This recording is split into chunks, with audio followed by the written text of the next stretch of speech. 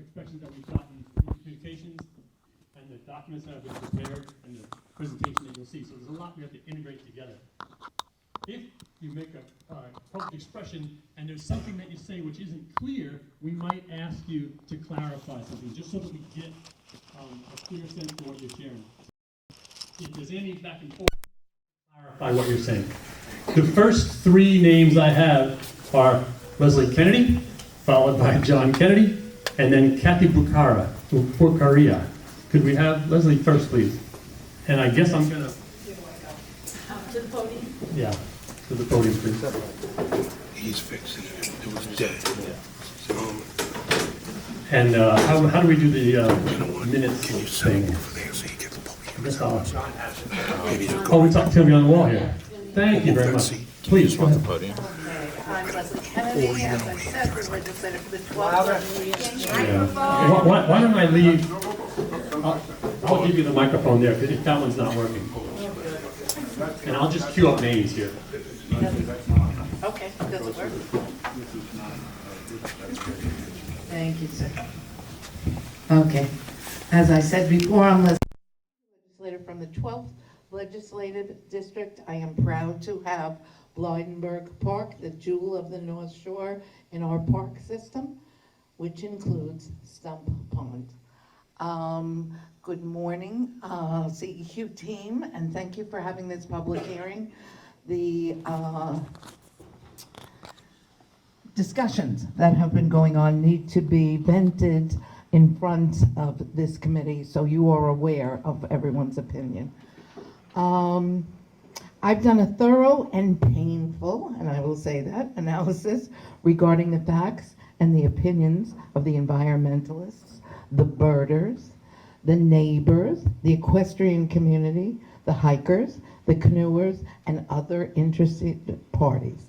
Normally, I am a purist when it comes to an already preserved and/or historic area.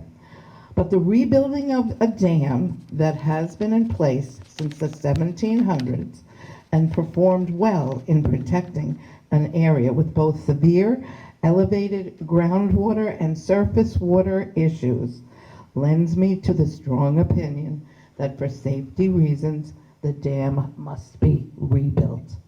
I'm just going to give a, thank you. I am just going to give a few facts because I know everyone else will repeat everything else that's been said. The Nesquag River is regulated against flooding by a series of dams along the river and impoundments along tributaries, three ponds, Miller's, Stump, and Phillips Mill.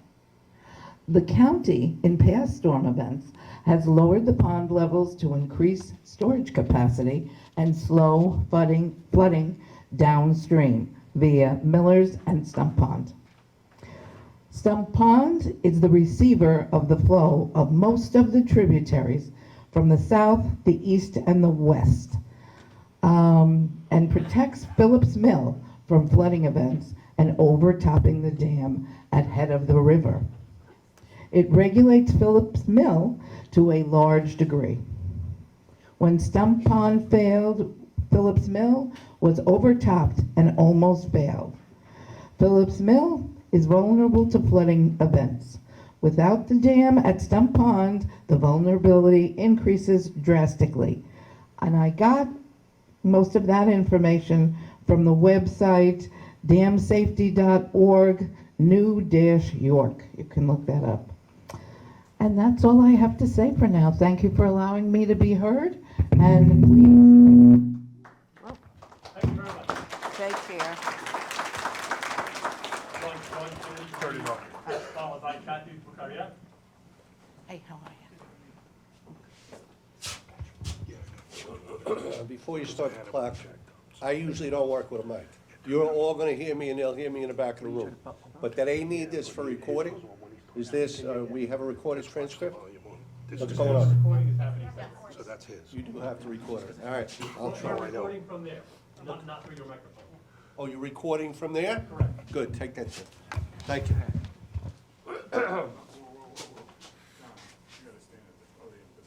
Oh, I'm sorry, okay. There you go. Let us know when we should start the clock. Let's get going. Good morning. My name is John Kennedy. I am the Suffolk County Comptroller, Chief Fiscal Officer for the County of Suffolk, and thank you for being here. The work that this board does is extremely important to the operations of county government overall.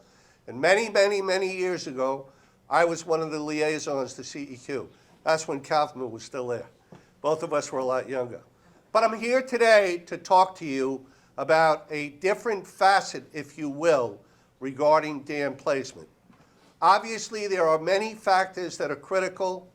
Stump Pond is a primary resting place along the Atlantic Flyway for our bird migration, millions of birds, and it is recognized nationally and internationally as far as an important resting spot for the migration up and down the eastern seaboard.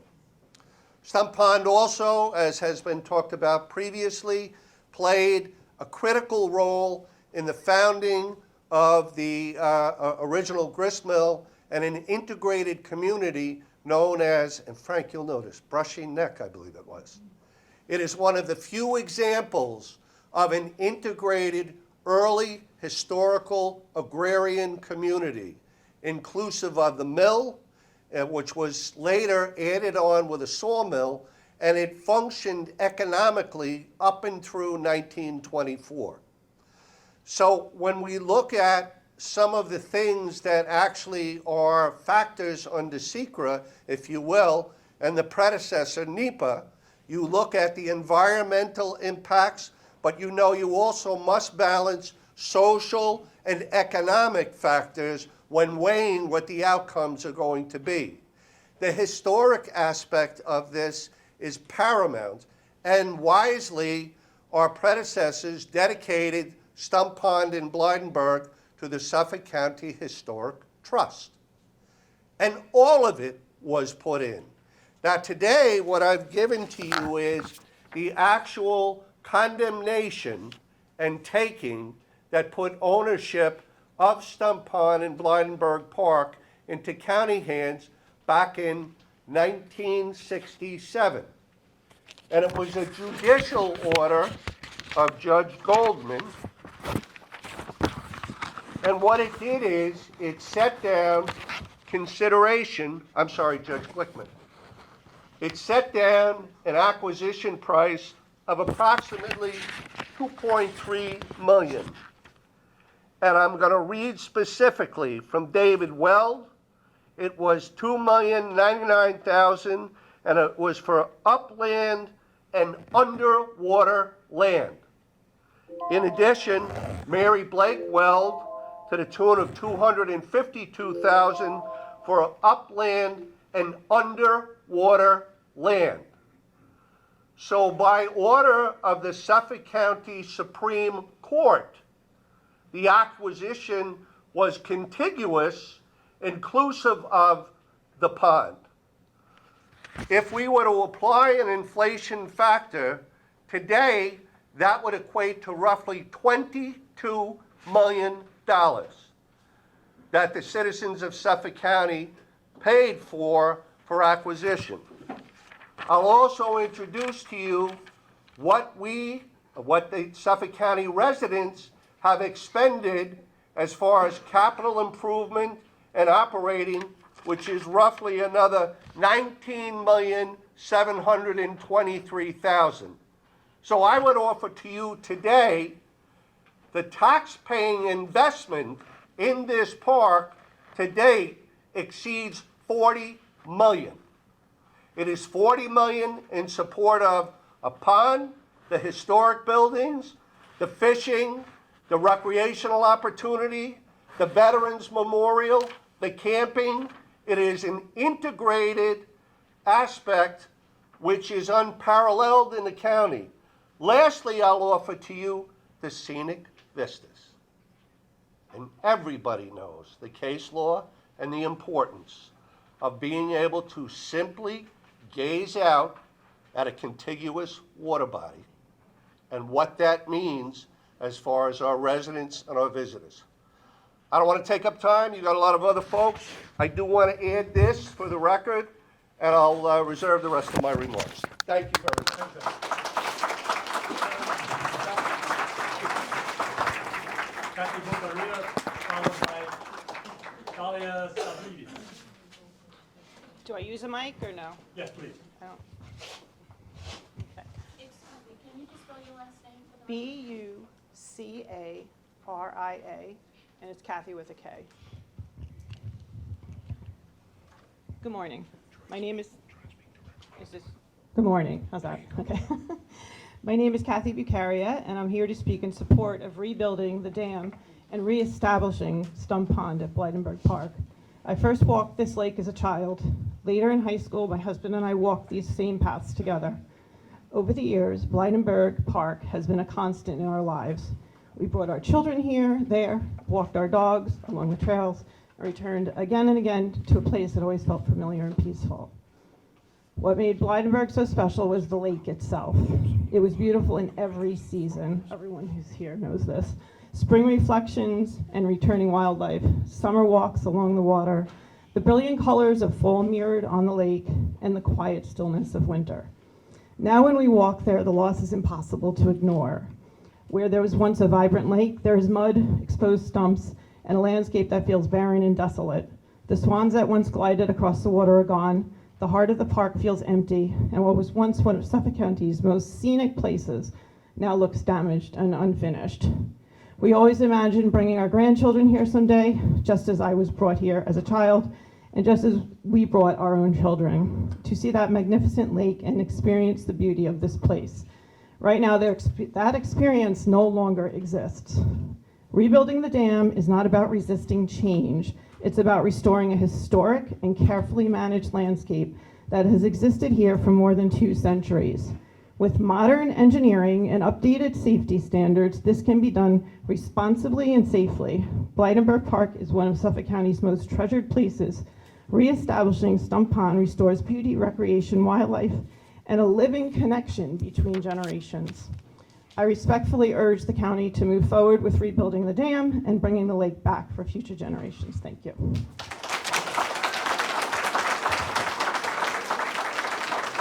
Talia Stavridis, followed by Fred Gorman. Am I saying Talia's name correctly? Stavridis? Talia or Talia? Talia Stavridis. Coming, here we go. And then next will be Fred Gorman after Talia.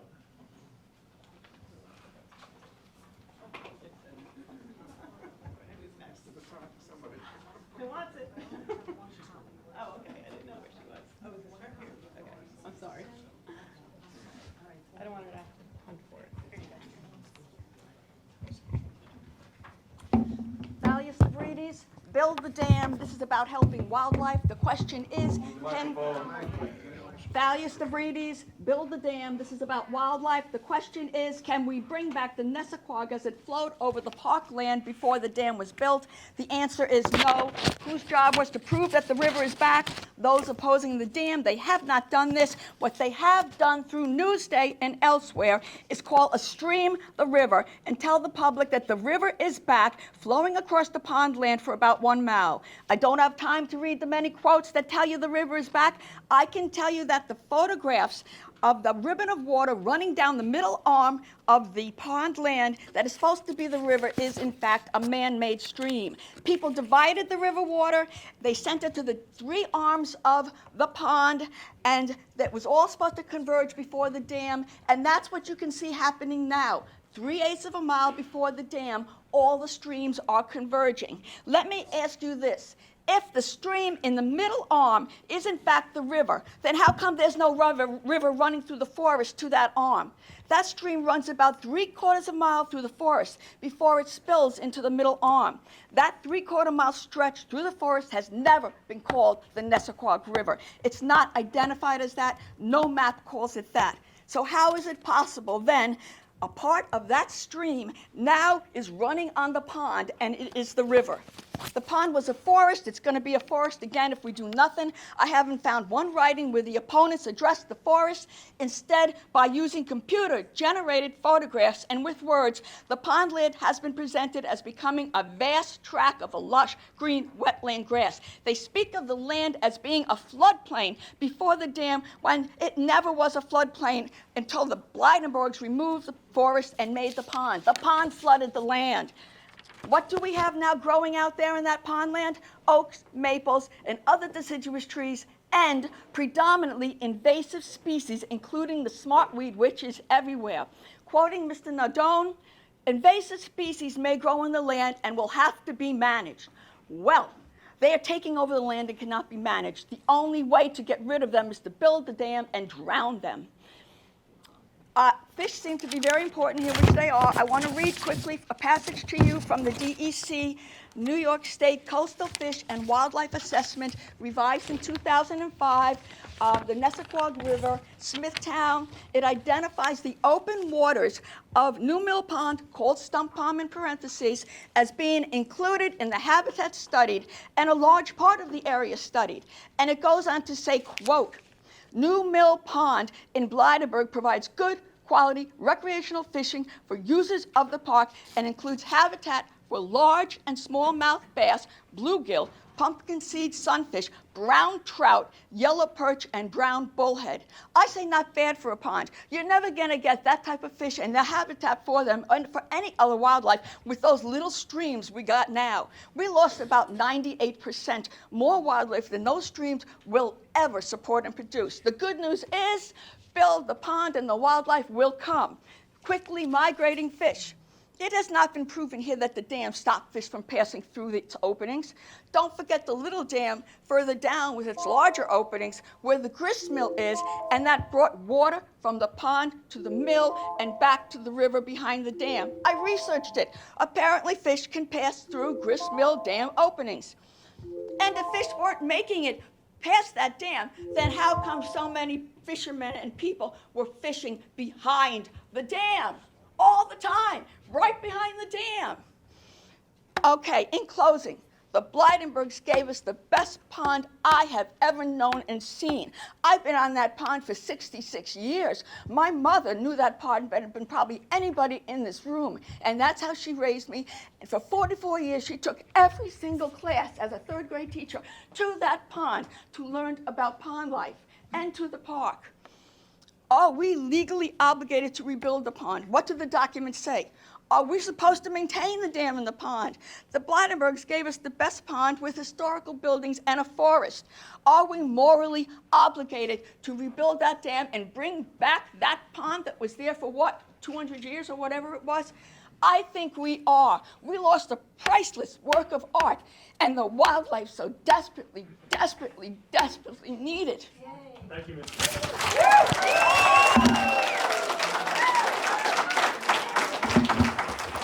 Gorman, followed by Tom Borchi. Good morning, legislators and advisory. Leslie, did you drop off the notes with the gentleman? All right. You have letters from Hillary Clinton and Chuck Schumer telling you about the groundwater conditions in Hopper. I suggest you read them. They are to the Army Corps of Engineers and the USGS. I mention this because of what I'm about to say. If you recommend deconstructing a 300-year-old ice dam, you will be fundamentally altering the groundwater beneath hundreds of homes, septic systems, basements, and including the county complex and surrounding infrastructure. In this building, you cannot tell me that this building won't flood. Everything else can remain dry because you cannot tell me where the groundwater is going to go, what it's going to do, but you do know that something as large as this lake, or pond, whatever you want to call it, it's over 100 million gallons and 800 million pounds. That has an impact on everything. Once elevated groundwater spreads laterally beneath neighborhoods, homes, basements, cesspools that were never designed to sit below the water table will be. These structures were built at least 180 years after the dam was constructed and was engineered based on a long-established and stable groundwater levels created by the dam's continued existence. Any significant change to the system's risks unintended consequences, including groundwater destabilization, structural impacts, and long-term environmental effects that have not been adequately studied. So gentlemen, ladies, I really recommend you think very seriously about putting this pond back into the place it was before to save the basements, because somewhere that groundwater is going to change and basements are going to flood. Thank you.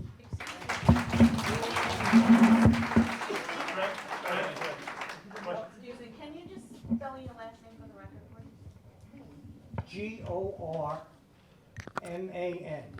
Great, thank you very much. Tom Norchi, followed by Rob Sikora. Thank you for allowing me to speak today. Excuse me, can you just state your name and spell your last name for the record? Tom, Norchi. Thank you. You're welcome.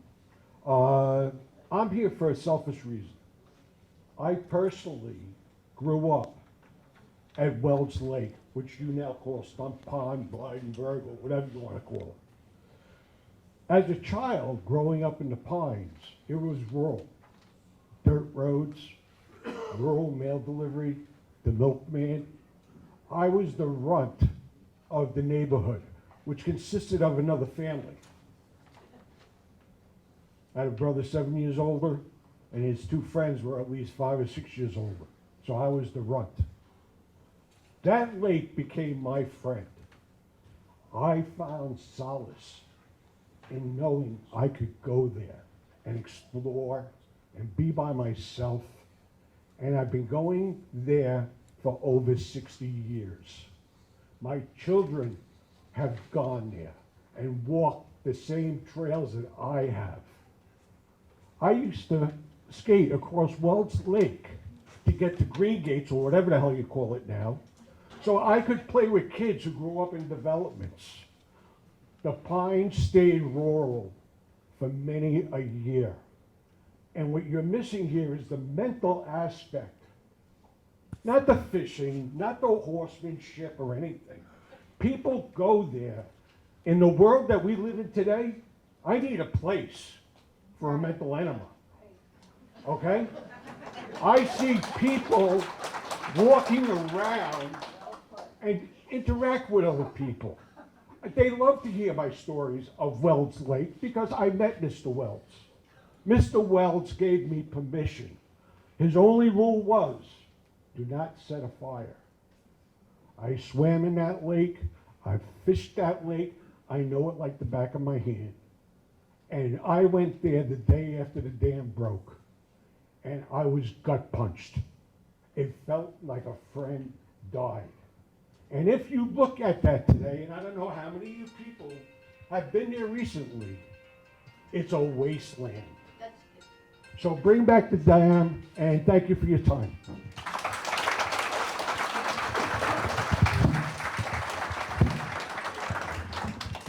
Rob Sikora, followed by Roy Crow. Hello, I'm Rob Sikora, president of the Forestwood Civic Association, and I don't know how I'm going to top all these beautiful speakers, but I just wanted to let you know that Forestwood and other civic associations that border the park have been involved with the park for over 30 years. We painted the Miller's house and the stairway to the house down by the lake to Stump Pond. I'm Rob Sikora, president of the Forestwood Civic Association. We have been, I can't follow up what these people have said, they were phenomenal, but I just wanted to point something out. We have been involved with Blydenburg Park for over 30 years. We painted the Miller's house and the stairway to the house and lake down to Stump Pond. We requested and received donations from local businesses for the paint, brushes, etc., to enable us to refurbish these structures at no cost to the county. We planted shrubs, plants by the children's playgrounds with donations from local nurseries. We advocated and worked with park officials to remove the truck trailer containers in the historic park district. We worked with park officials to lock the gates at night to avoid vandalism. The lake and pond bed, I didn't know this until about a year ago, is full of invasive species that will only propagate if the water is not put back in. We have, right now, I just took a walk yesterday. We have very few ducks, swans, and other wildlife at the pond, which it was a beautiful thing to see when you walk down and you saw the swans, the ducks, the turtles. There's nothing there now, nothing, it's mud.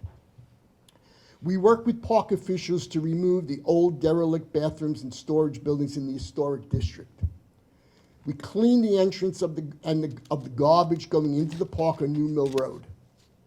We continue to work with form relationship with other park users, such as Bassmasters, the Greenbelt of Long Island Society, Suffolk County Parks Department, the Pine Civic Group. We have relationships with everybody that uses the park and is around the park. Our children and other park users deserve a great park and pond to enjoy like they did for the last 225 years. Other groups are working with their officials to repair and replace the dams that were destroyed by the flood. Ward Melville and Stony Brook, they're working to get that repaired. The Smithtown by the train trestle, they're working to repair that little dam. So we ask that this park, this dam, and this pond is very, very important to the communities that surround the park, and we think that it should be replaced, and we think we should do it rather quickly. I know the money's been allocated, and that's all I would say. Please, we need that pond back. Thank you.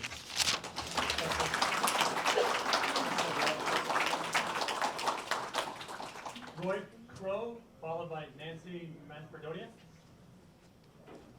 Hi, thank you, Roy Crow, C-R-O-W-E. I'm here to advocate for restoring the dam. For years, I've ridden my horse into the park every evening, and the life there, people and wildlife, is unbelievable.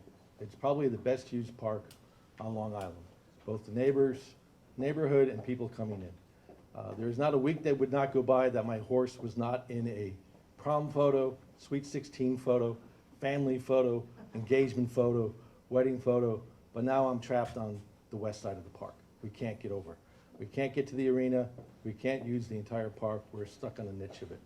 We're advocating to bring it back, not only for us to ride around, but for the fishermen, the families, the friends, the kids that used to flood the lake, plus the wildlife that would come and go. The bird watchers are gone. We really, really have lost a lot with that. You know, I know you're worried about the environmental impacts.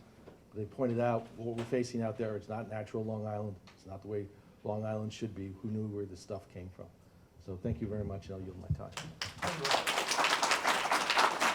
Nancy Manfredonia, followed by John Turner. My name is Nancy Manfredonia.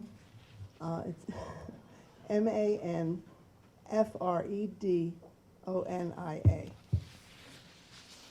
I'm a founder and a longtime board member of the Long Island Greenbelt Trail Conference. We are a nonprofit group, and our headquarters is actually in the Blydenburg Weld House in the Historic District. By the way, that house was built in 1821 with the express purpose of facing the pond for the visitors. They knew even then how important that was. The Greenbelt Trail Conference has conducted hundreds of free guided hikes around the area. And it's just been amazing, as you've heard from many other people, how important it is. Not only is this area on the National Register of Historic Places, it is visited by thousands of residents, hikers, and others who all appreciate the scenic beauty and fascinating history. Quite frankly, there is nothing like it anywhere else on Long Island. Our Long Island Greenbelt Trail is a national recreation trail. It follows the Connecticut and Nisququogue River valleys, 32 miles from the Great South Bay to the Long Island Sound. its route through Blydenburg County Park crossed the Stump Pond Dam. In addition, we have a very popular 5-mile Stump Pond Loop Trail, and that also crossed the dam. In the 1970s, the Nisququogue River was officially designated as a scenic and recreational river. The vistas overlooking Stump Pond were spectacular, as people have told you, and you know it. Unfortunately, they are now lost. Also lost is the recreational values. Lost and gone are the kayakers, the rowboaters, the fishermen. I can't, I know how emotional this is for so many people, so.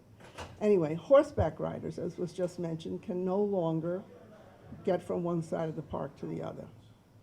But most importantly, Stump Pond was an integral part of our human history.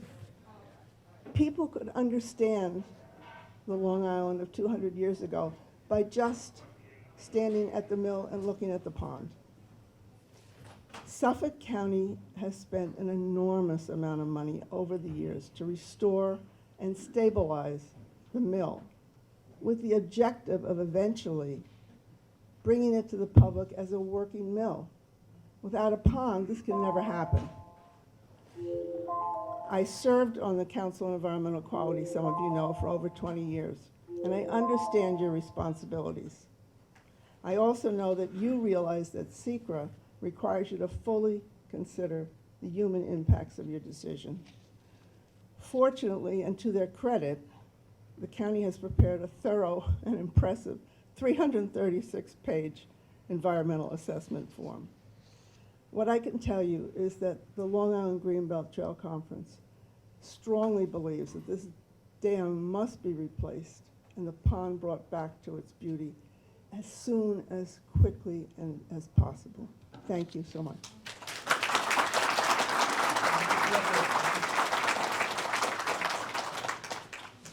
John Turner, followed by Patricia Aitken.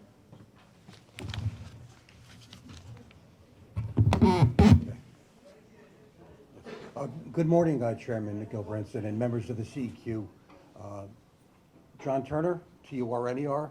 I'm a senior conservation policy advocate for the Suffolk Environmental Association, and I'm going to be the first speaker by Suffolk, as well as some other folks affiliated with the perspective of requiring a preparation of an environmental impact statement. There's been a lot of emotions, understandable. I grew up in Smithtown myself, grew up exploring Blydenburg for many, many, many years, birded there hundreds of times, but just trying to separate the emotion from what the responsibilities of the CEQ members are in this regard pursuant to SECRA is that should you or should you not recommend that a environmental impact statement be required for this, a POSDEC be issued. We think that there's overwhelming evidence that you should indeed recommend that, and you'll be hearing a number of potential significant adverse impacts that indicate that you really should require, the county should prepare an environmental impact statement to delineate all the range of impacts, mitigation impacts, so forth, regarding the construction of a dam back at Blydenburg. Just to let you know, one of the issues that we became very interested in is when the dam did fail shortly after in August of 2024, in 2025, we hired Steve Young, who is the retired state botanist, the most typically knowledgeable individual about plants in the state of New York, to come down and conduct a botanical and floral inventory of Blydenburg, particularly the pond basin that was revealed once the water drained out. And Steve conducted 6 visits to the property and determined 120 species of wildflowers, some woody plants, but mostly herbaceous native wildflowers. I think 78% are native. There are 4 invasive species that he did find there. But I will make the point, if there's concern about invasives, well, the whole pond when it was there was just choked with hydrilla, which is a really, really, probably the most problematic aquatic invasive species in eastern North America, and has a whole host of problems associated with it. So Steve found that, and when we've been there, you see the species of wildflowers. What's particularly impressive are what we call the beggar's ticks, or the Bidens, which produce food that Pat Aiken will be talking about for wildlife. Birds that are now using that basin, the kind of the riparian meadow there, that of course we're not using it when it was a lake. And so I know that you've been given via email, Enrico indicates to me, our perspective in a detailed letter that lays out all the impacts. Again, I just want to implore you to recommend that it be POSDEC and that an EIS be prepared to delineate the full range of impacts regarding the dam construction proposal. Thank you. Can I just check? I don't recall when that document was. It was sent out this morning. Oh, okay. There you go. Thank you. Okay? I would just clarify, we received it at 6:08, I believe, last night. 608. All right, but it's something that, it's okay, I didn't remember seeing it. Yeah, you didn't see it. We were working on it. It's again, it's a fairly As I said, comprehensive. we will consider material that comes to us Yeah. verbally today. Yeah. Written today, by email, that's. It's a comprehensive packet of information. Again, other speakers will be speaking to other issues. Again, reinforcing the perspective about it, EIS. Thank you. Patricia Aitken, followed by Doug Swesty.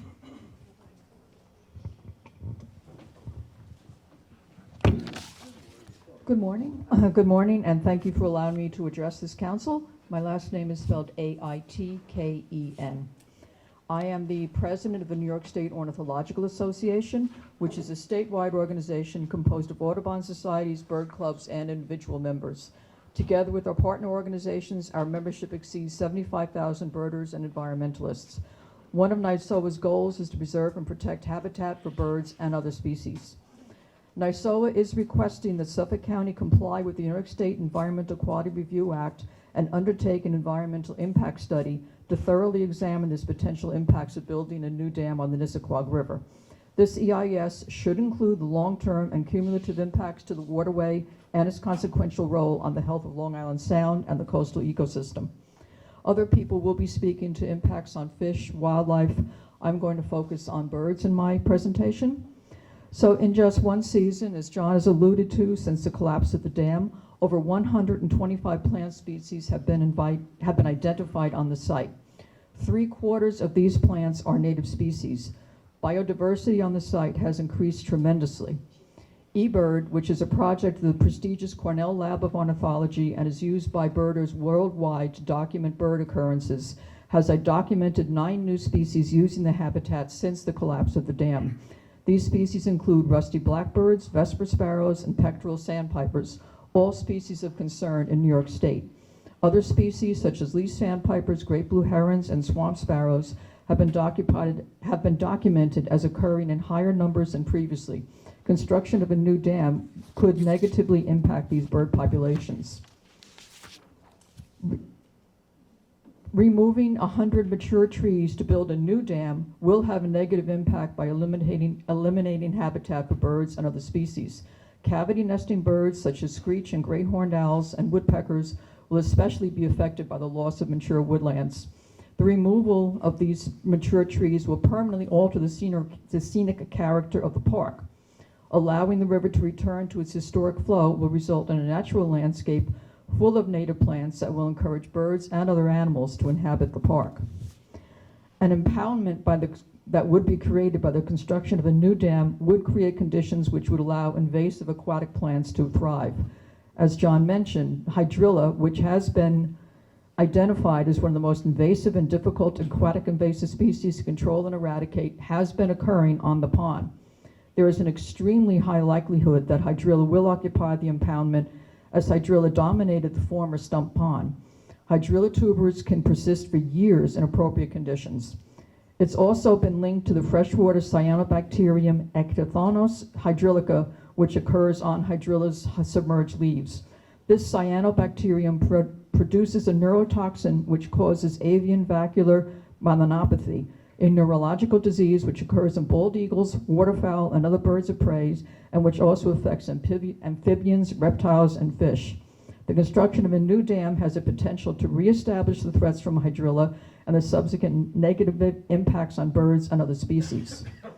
NYSOA believes that NYSOA should comply with the New York State Environmental Quality Review Act and undertake an environmental impact study based upon the current conditions at the site and to thoroughly examine the potential impacts of a new dam on the Nisququogue River. Thank you very much for your consideration of our statements. Thank you, Ms. Aiken. Next we Doug Westy, followed by Rich Vickers.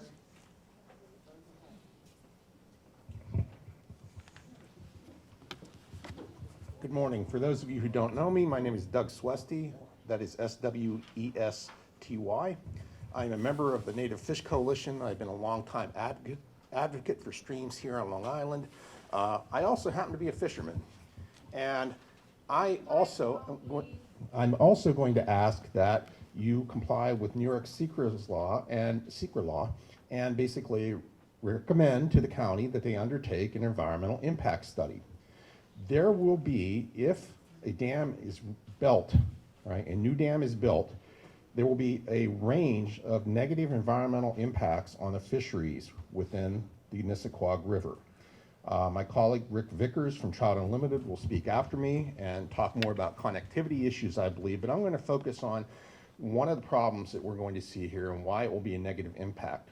The Nisququogue River is home to a native brook trout population. Native brook trout throughout the United States are now confined to well less than 10% of their aboriginal range. It is a species that is tremendously threatened. Furthermore, Long Island was historically home to a population, the southernmost population in the United States, of anadromous brook trout, of which the Nisququogue River was home to them. The creation of impoundments destroyed that ability of brook trout to move back and forth between the headwaters of the streams and the sea. There is a native brook trout population in the headwaters of the Nisququogue River that has been confirmed by DEC studies after the Blydenburg Dam failed. One of the effects that will occur if the impoundment is built again by creating a new dam will be to raise the temperature of the water. The pond is very shallow. If it's recreated, it will be a giant solar collector, essentially a 111-acre solar collector. It will heat the water. We have historical data to show that when there was a dam there previously, that water temperatures were being discharged at temperatures of approximately 75 degrees Fahrenheit during the summer. This is fatal to brook trout. The only way that trout can survive under those circumstances are to hold over spring seeps, which renders them vulnerable to predation and creates stress, basically threatening their lives. It's a desperate bid for survival in a situation where they could not otherwise survive. If an impoundment is recreated, all right, it will establish conditions that favor invasive fish species. You've heard people this morning talk about largemouth bass. Largemouth bass are not native. They are an invasive species. They were stocked there, and unfortunately, they predate on native fish and could do a great deal of damage. And furthermore, even if you look historically back at what happened at Blydenburg, it very quickly became eutrophic after it was built back in the 1790s, and that's documented in the history that's printed in New York Times newspapers at that point.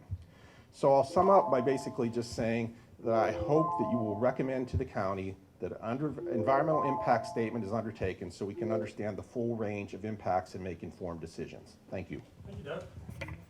Rick Vickers, followed by Karen Bloomer.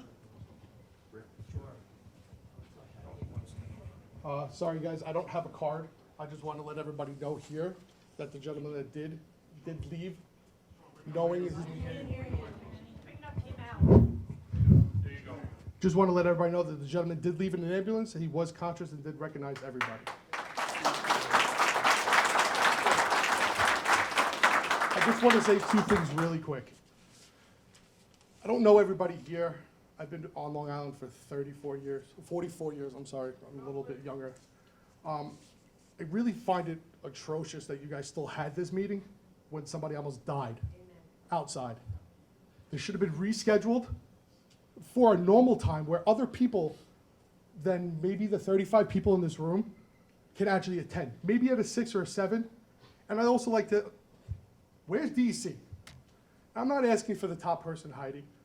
A representative, something, someone, that they can actually record and report back to other people. So I'm sorry, I just want to let everybody know that Thomas is okay. He should be okay. He's on his way to Southside now. And thank you. Just to follow along, because it's important to be clear, as an EMT, I'm obligated to work on a patient, and you can't surrender that patient until higher level quality of service arrive. And so when they arrive, as you know, it's all about scene safety. And the first thing that the team that responded said was, get out of here, clear this area. So we did. And I'm really, I want to also thank the other EMT who came forward. Nameless is fine, that's thank you.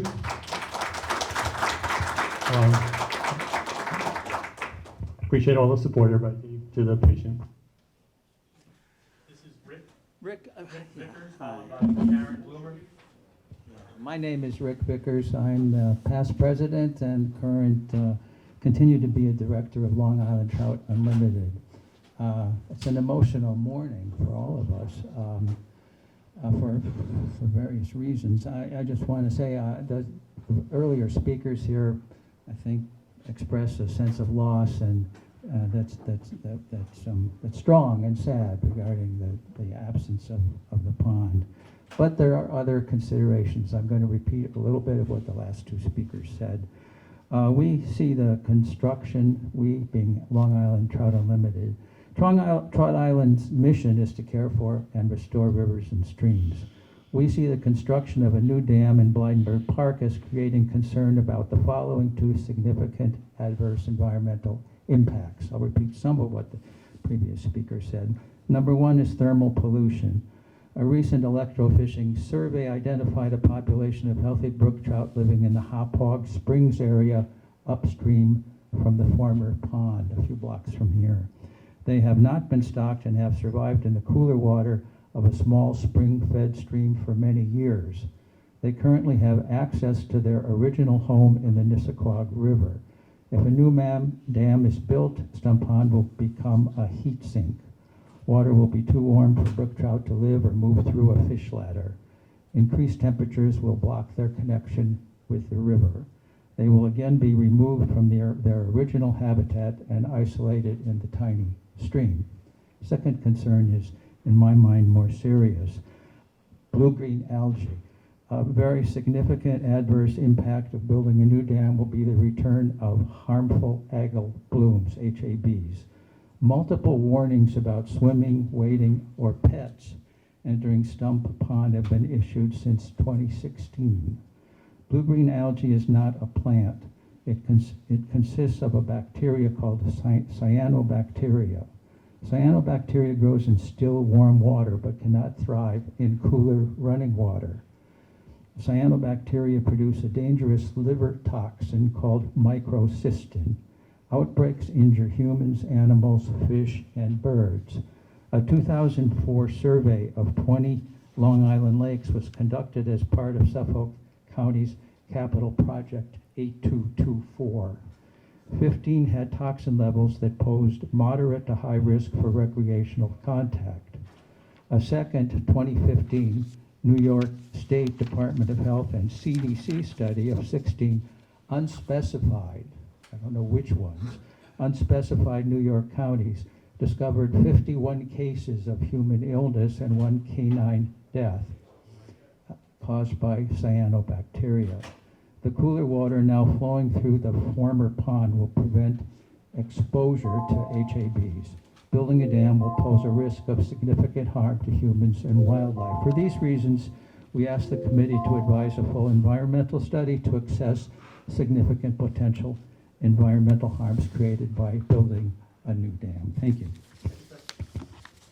Karen Bloomer, followed by Captain McConnell.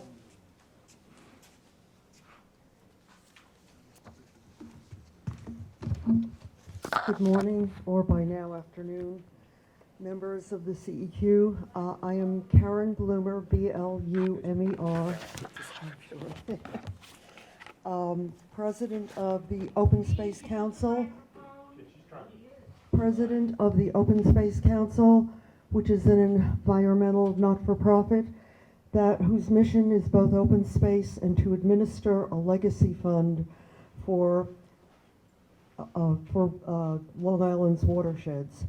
We're here today to request that you advise the county and members of the legislature to consider withholding funding or approval for building a new dam on the Nissequogue River, based upon the significant adverse impacts that are promised from this proposed action.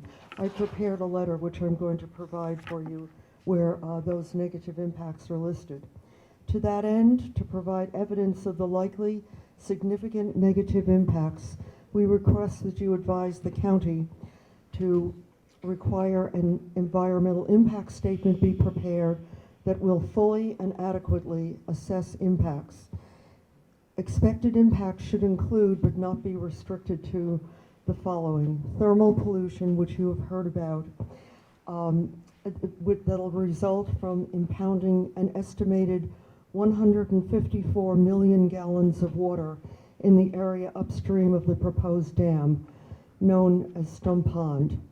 Impeding the flow of this stream to form a pond has heated the waters, and to add to Doug's comment of 75 degrees, it's been recorded at 80 and 90 degrees by New York State DEC and Trout Unlimited, a temperature that is lethal to the species of concern, the Native American brook trout. That an assessment of the status of brook trout populations in all Long Island cold water streams be done as part of the EIS as a comparison for the status of the Nissequogue population. The impact to a fragile, and this is a genetically unique Nissequogue population of native brook trout, the impact that will result in further sequestering them and impeding their migration throughout the entire river. An assessment of the general failure should be included of fish ladders and other apparatus on migration specifically for the native brook trout.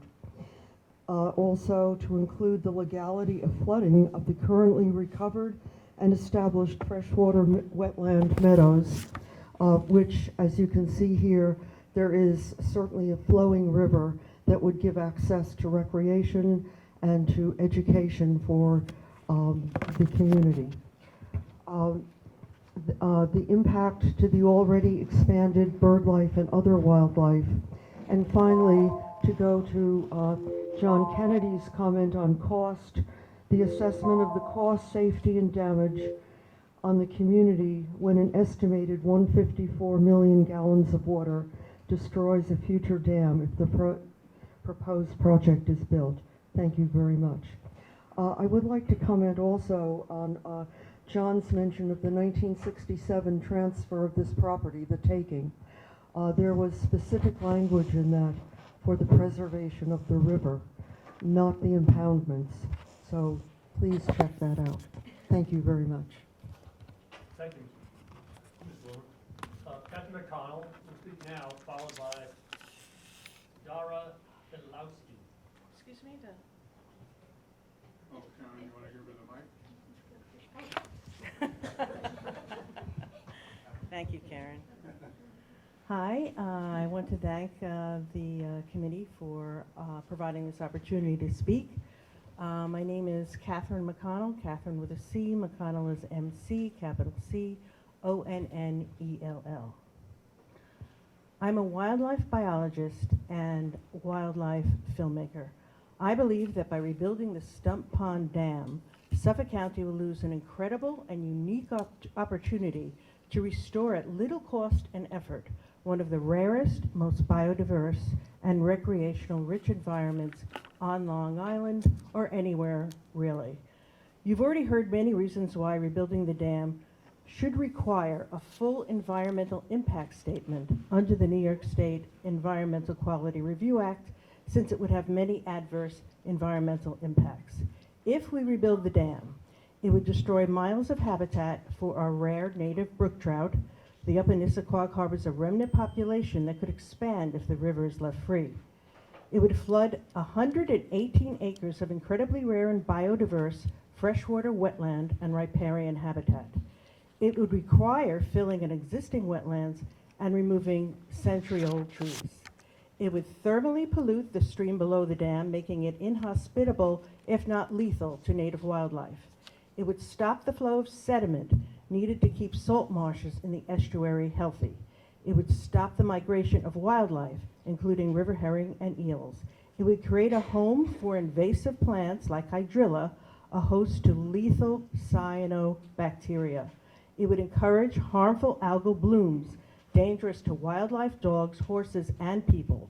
It would eliminate the ability of the floodplain to absorb excess rainfall from intense storms whipped up by the changing climate.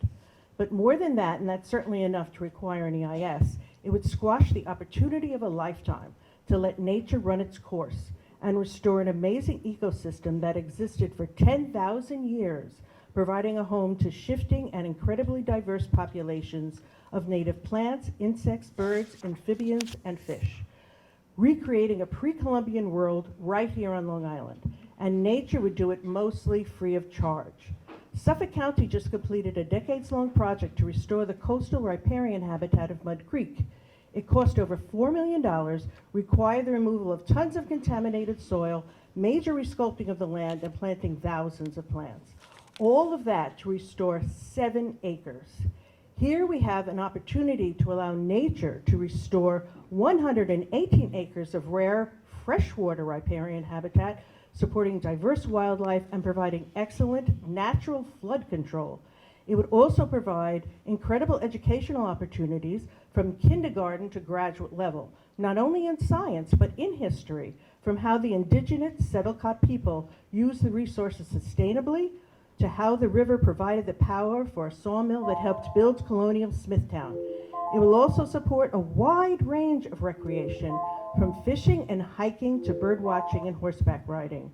It's all part of the Nissequogue story. So please do what you can to let the Nissequogue continue to run free. Thank you. Thank you, Mr. Tom. The next speaker will be Dara Elowski, followed by Enrico Nardone.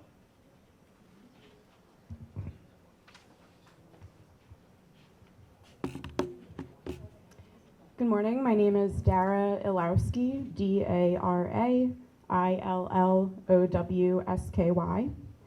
And I am the New York staff attorney at Save the Sound, an organization dedicated to the protection and improvement of the environment for the entire Long Island Sound region and a member of the Free the Nissequogue River Coalition.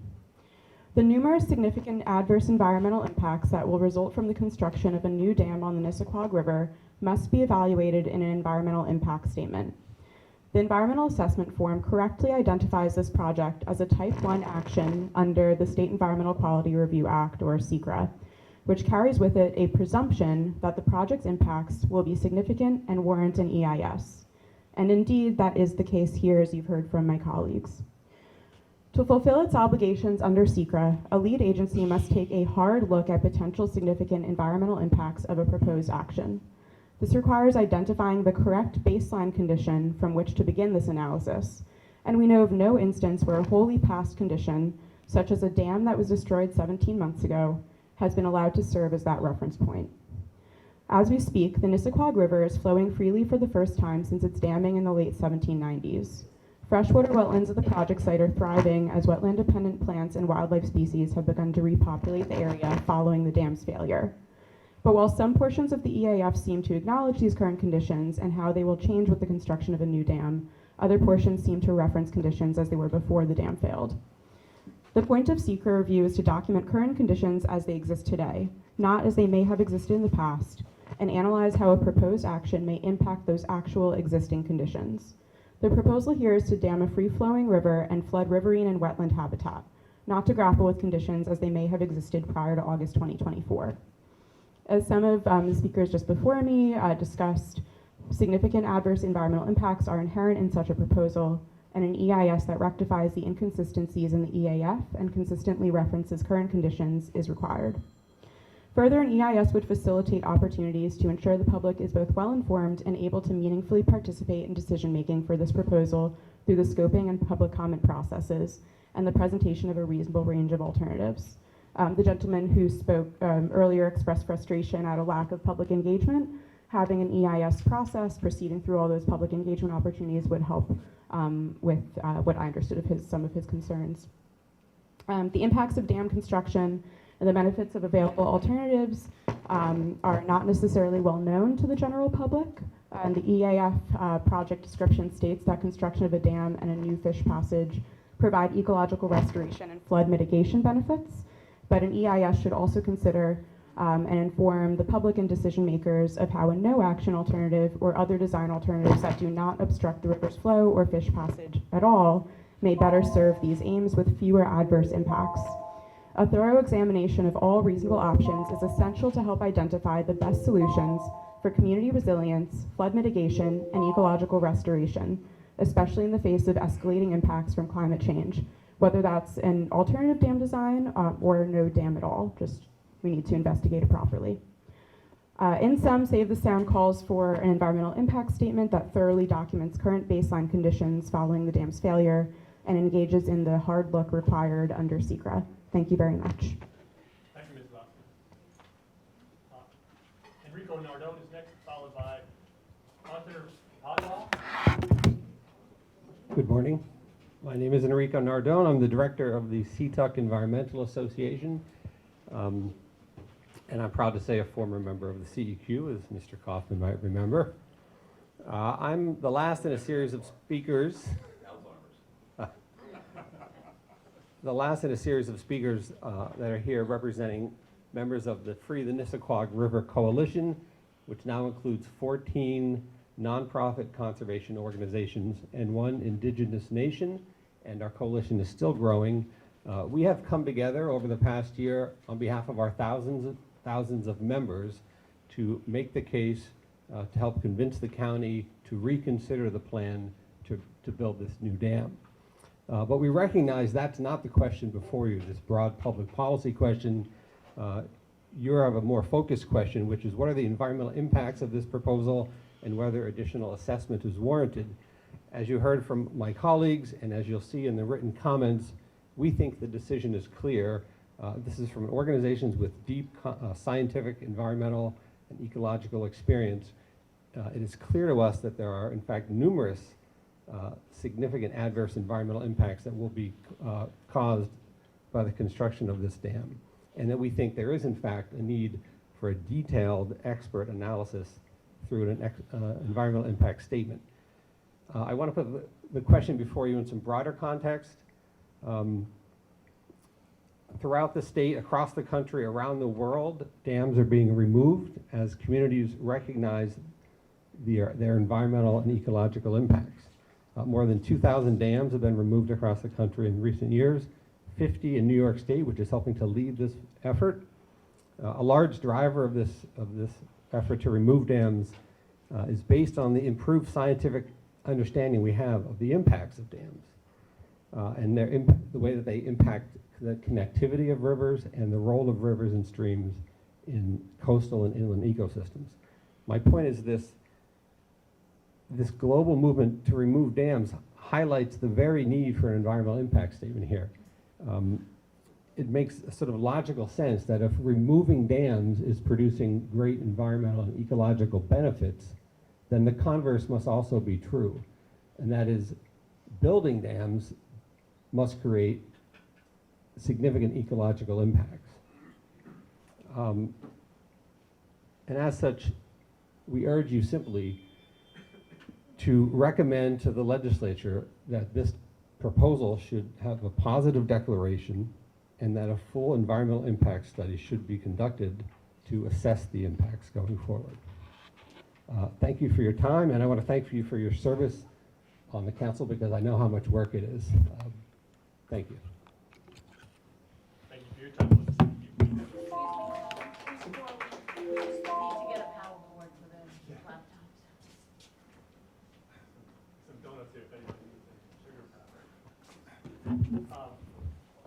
we get reconnected, we'll speak to, we'll hear from Arthur Conwell first, followed by Daniel Carpenter.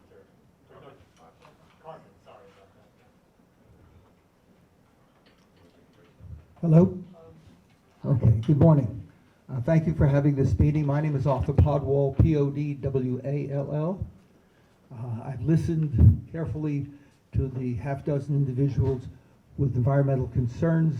I respect their feelings on the matter, but I have a different take on it. Dams have been around since indigenous people began to build them, before there was an America. Teddy Roosevelt began building dams in the United States during his first term, and it provided areas for irrigation, water supply, power without burning coal. Dams are not evil, they're not good nor bad, they serve a purpose, and the purpose is what we have to talk about today. I've lived in this community for well over 40 years. I've been in the park, I was there yesterday, riding my horse around the park, and what I see does not look like the environment that they're describing. It looks awful. We had a lake, it was a beautiful lake, and that was our environment going back more than 200 years. So we're not asking to build a new dam, we are asking to replace the dam that was there with something a little more substantial, to enable us to have back our park and our lake. And the Weld House was supposed to overlook the lake. So I ask you to, in all respect to the individuals who spoke before me, to consider those of us who live in the community, who use the park on a daily basis, and I'm there almost every day, and take our feelings into account, and look at the environmental studies that you've already done. Thank you.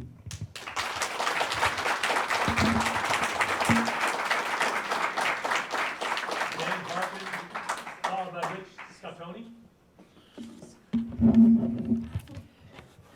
My name is Daniel Carpin. I'm a licensed professional engineer. I reside at 3 Harbor Hill Drive, Huntington, New York. The first comment I'd like to make is I have sent several letters to the legislature and to the commissioner of the DEC. Stephanie Von Tempe, you have seen these letters. I would like you to incorporate these letters into the proceedings of this meeting and make sure that every member of this Council of Environmental Quality receives these letters. Second of all, the county legislature has illegally funded reconstruction of the dam. They've allocated over $5 million prior to the EIS. That is illegal under the State Environmental Quality Review Act. You have to look at the famous case of Tri-County taxpayers versus the town of Queensbury, where the Court of Appeals of the state of New York, citing no other case, said that the establishment of sewer district requires an EIS, and overturned a resolution and vote of the public of the town of Queensbury. The EIS must come first, not the funding resolution. You've put the cart in front of the horse. The legislator's done that illegally, and I want to make everybody in this room aware of this illegality. Another problem. I visited the dam after it was broken by the storm, and I observed fish in the stream where this Quag River was going through the site of the old dam. And I believe these fish were brook trout. It is illegal under Article 11 of the Environmental Conservation Law to dump dirt into a trout stream. Therefore, you cannot restore the dam. It's illegal under present environmental law of the state of New York. Next problem. When the dam was breached in August of 2024, The flooding impacted Jericho Turnpike downstream from the dam and damaged the building. This damage caused the dam to be reclassified, not as a Class A dam where it doesn't need to be inspected by the state, little pond, an acre or so. It's a Class B dam, where a breach of the dam would cause significant damage to a road or a building. Consequently, it was overlooked in the dam inspection program for decades, since dam inspections were authorized in the state of New York. So a big problem is to reconstruct the dam, you're going to have to comply with new regulations regarding Class B dam reconstruction. This must be told to everybody. And when this happens, you're not going to get the permits from the DEC to reconstruct the dam. As I've mentioned, legal issues that must be addressed before anything can be done. Moreover, part of the dam is in the National Register of Historic Places. Then you're going to have to get the State of New York Office of Parks, Recreation, Historical Preservation involved, and they may not like the way the new dam is going to be built where the grist mill is. So you got all sorts of problems. You need a freshwater bore permits. You need bird nest disturbance permits, because now you're disturbing bird nests, either in the trees where the dam is presently, or birds that are now nesting in the lake bed. And environmental conservation law in the state of New York prohibits disturbing bird nests, whether occupied or not occupied. And moreover, you can't get any permits to disturb bird nests. This is Article 11, Section 0505 of the Environmental Conservation Law. So guess what? We're not going to reconstruct this dam ever, and everybody should be aware of that. And perhaps a statement should be made by a CEQ that due to these legal problems, we can't reconstruct the dam. Thank you for your time. Any questions from anybody on the panel? We're going to do questions at this time. We're going to be followed by Rich Scottoni next, and then David Barlor or read your address. We're not going to do names. Let's go with Rich Scottoni for now. Okay, that's an easy one. It's Rich Scottoni, Scatoni, and I'm a 30-year resident of the Forestwood area. Okay, so that was a tough act to follow. So I will tell you that listening to the views of our neighbors, of the Suffolk County residents, as well as some of the opposition, I think we all want the same thing. We want nature to be preserved in whatever way we can preserve it. And just because it's difficult to do doesn't mean it can't be done. So, having said that, this is an investment in Suffolk County. Make no mistake about it. This isn't just about a small section of Suffolk County. This is an investment in Suffolk County. This is a 100-acre lake. It was a jewel of a spectacular park called Blydenburg that's used by thousands of people. Hundreds of different species of birds, vegetation, all of the wildlife for 200 years. Yes, it was man-made, but nature took it over 200 years ago. Okay? It's been a resounding source of fish, snakes, turtles, swans, ducks, hawks, eagles. We don't see any of that anymore. We don't see any. And please, again, I understand you want to let the river run free. It's not a river. It's not a river through there. It's a stream. And the proposal to make it back to nature and then provide access with wooden walkways through the pond bed, is that really nature? So there isn't a benefit in my mind of not working on the hard things to get to restoring this 100-year lake. So thousands of visitors. Please know the alternative of wood trails running through this base is not really an alternative. We want this lake rebuilt. We want this dam rebuilt. We want it done appropriately so the fish can thrive, nature can thrive, and it serves all of us. To say this is an emotional issue, I will be very honest, it's a little offending to me. It's not an emotional issue. It's an investment in the goodwill and the health of people of Suffolk County. Thank you.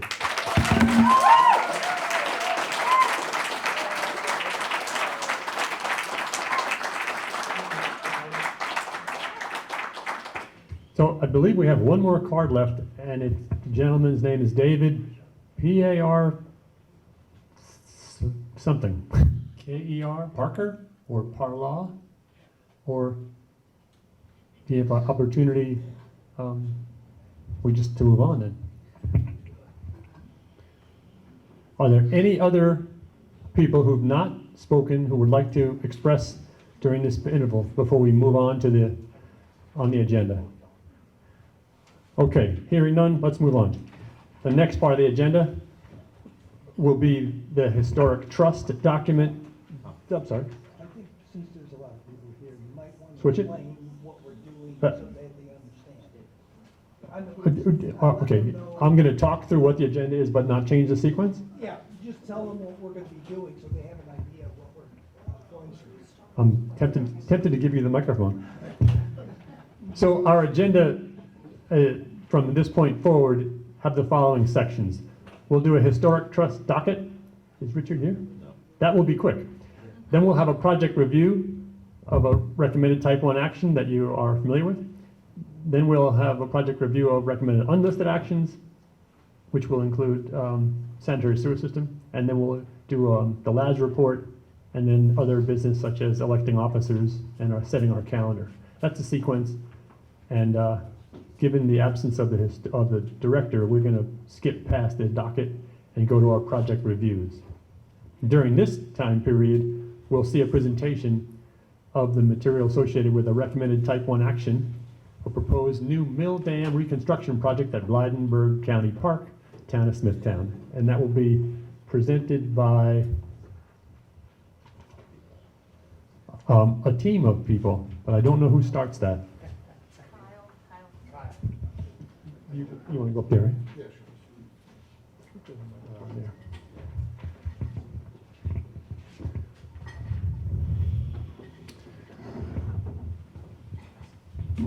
How you doing? My name's Hey. Carl Swearingen. Thank you. Swaringen. Director of Bridges and Structures for Suffolk County DPW. We have a design consultant, McLean, who's going to be doing our presentation for us. So I'd like to introduce them.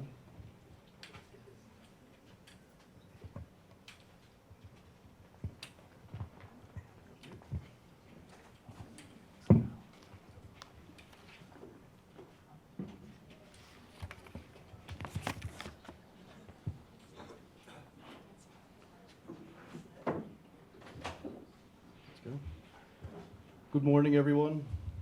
My name is Keith Masseria from McLean Associates. I'm here with coworker Ryan Cusack, one of the project engineers on the reconstruction of Mill Pond Dam. And hello? Okay, that sounds better. My name's Keith Masseria from LK McLean Associates, and I'm here with Ryan Cusack, who's one of the project engineers on the reconstruction of New Mill Pond Dam and spillway at Blydenburg County Park in the town of Smithtown.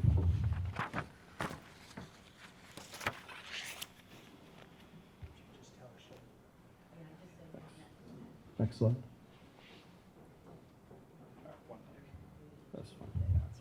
On the evening of August 18th through 19th, 2024, a rainfall event resulted in 10.25 inches of rainfall over the entirety of the storm's duration.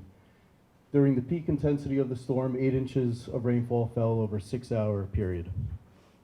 This is equivalent to approximately a 1,000-year rainfall event, which is depicted in the table below on the screen. This rainfall resulted in a quantity of water that overtopped the dam and spillway, resulting in catastrophic failure of the dam. The existing timber pedestrian bridge was destroyed during the dam failure, and all the impounded water and sediment within the pond was released downstream into the Nissequogue River. Next slide. The project purpose and project objectives are to develop a solution for the dam that will restore the ecosystem and reservoir in New Mill Pond, design the new spillway to discharge the design flood as required by the New York State Department of Guidelines Design of Dams, restore the Nissequogue River crossing to allow safe trail access for pedestrians, equestrians, bicyclists, and park maintenance, provide adequate conditions, successful passage of alewife, brook trout, brown trout, American eels during their respective spawning seasons. That way they can migrate between the Nissequogue River and back into New Mill Pond Dam. Upgrade the existing earthen dam to ensure structural integrity and compliance with New York State DEC dam design guidelines, and restore recreational facilities, fishing, kayaking at the former Stump Pond. What's shown on the screen here are the pre-existing conditions. So for more than 200 years, the site contained New Mill Pond Dam, also Stump Pond or Blindenberg Pond. Timber weir boards at the spillway controlled the pond's elevation, and a timber pedestrian bridge spanned the historic spillway along the Greenbelt Trail. The top photo is the prior spillway, which was 2 5-foot-long spillways with a crest at equivalent to elevation 23, which impounded the pond to elevation 24. So it's 2 5-foot-long timber spillways. The lowest elevation on the dam was elevation 25, which provided approximately 1 foot of freeboard during base flow conditions, which substandard per dam safety design guidelines.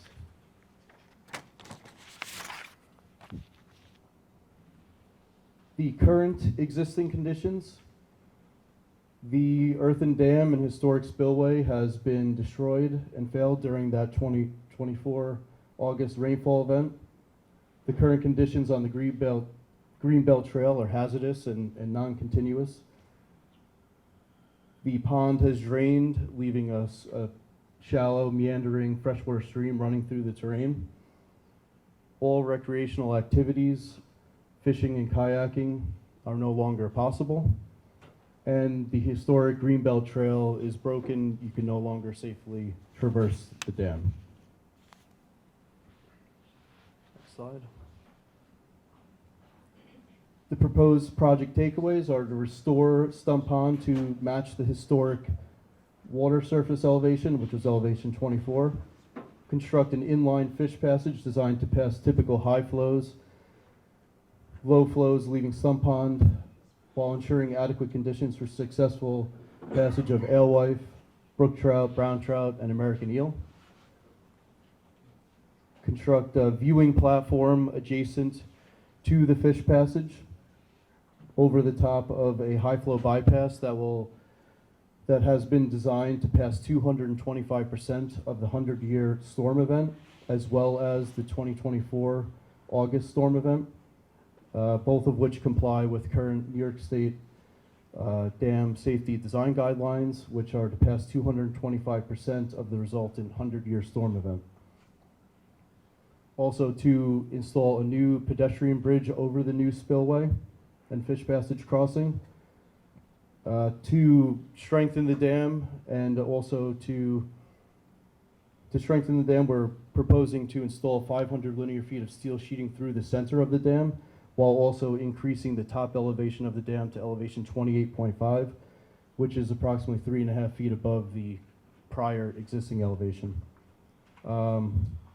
The proposed design avoids any impacts to the existing mill house, and it also provides some mitigation for the permanent installations that will consist of the fish passage and the spillway by constructing additional wetlands along the perimeter of the dam.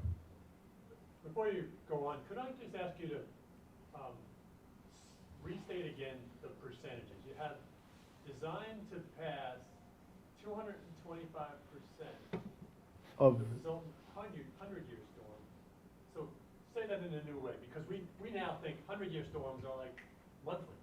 Yeah, so What are you aiming for in your design with regard to being extra ready for events that are So, extra large? right, so dam safety has us designing this for the 100-year rainfall, which I think is around 8.6 inches.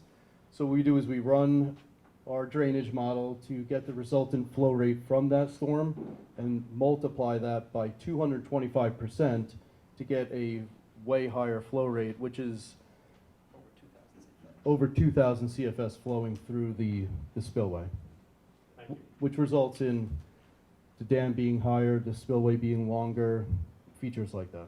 Thank you.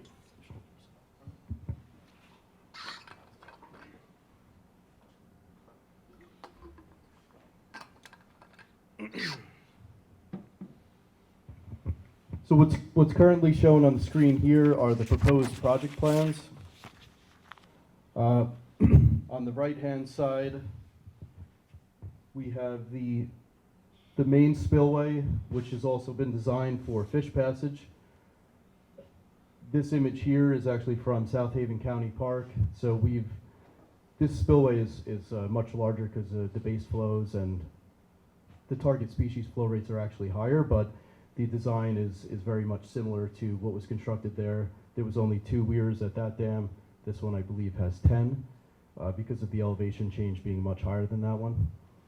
The area to the left of that is the high flow bypass. So for storms in excess of those normal base flow events or normal rainfall events, there's a 133-foot long weir that sits below a timber pedestrian overlook that allows the 225% of the 100-year flow rates to be able to pass through the spillway and through a 8x16 culvert beneath the walkway. On the downstream side, you'll see some stone, which is proposed to be placed for erosion control during those higher storm events and prevent any sediment from washing downstream. This blue line represents steel sheeting that you will not see, but it's buried beneath the dam to prevent any seepage or water flowing through the dam. And at a point, that sheeting actually will protrude above the ground so that we're able to preserve the historic appeal of the mill house as well as the existing walkway. So that steel sheeting will be at elevation 28.5. The ground will grade up to it so you don't really see it from the walkway. If you were on the pond side, you would see small portions of that protruding above the ground. I think those are the main takeaways, and a lot of what's shown there has been updated based on some feedback that we received from the Parks Department. Question? Is it okay? Sure. Question? Yep. Blown away? Very good. There was mention about vegetation removal. Can you address that?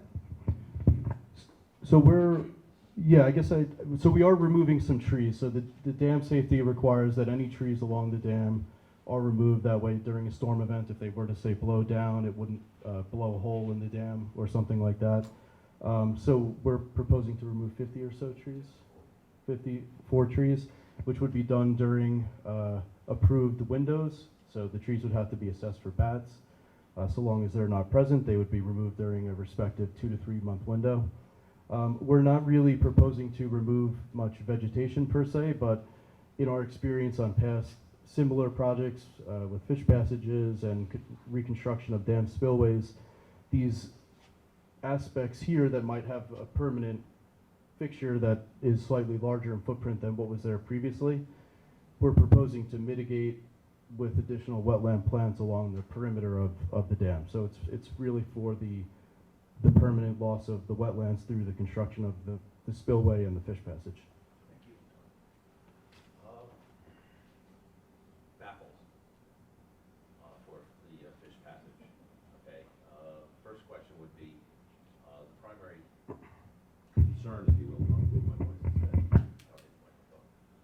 The baffles that you're putting in there, they are oriented towards the 3 primary species that we're concerned about: trout, alewife, and American eel. And brown trout as well. Okay, so I know that fish ladders are often optimized towards different species, and sometimes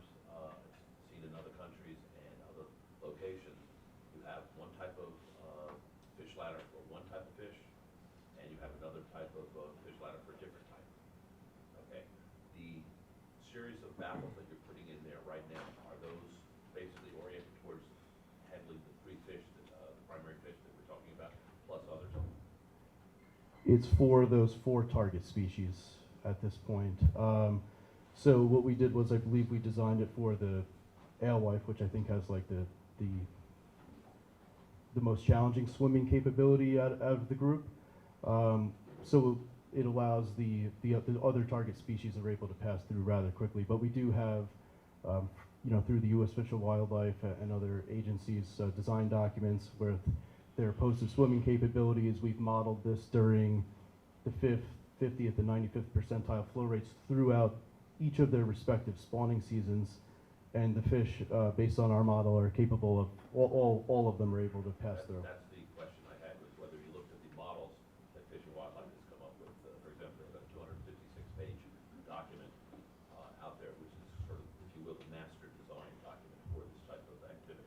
Right, we have looked through that and several others. And what we do as a necessary next step would be to involve U.S. Fish and Wildlife. They review our design, the hydraulics.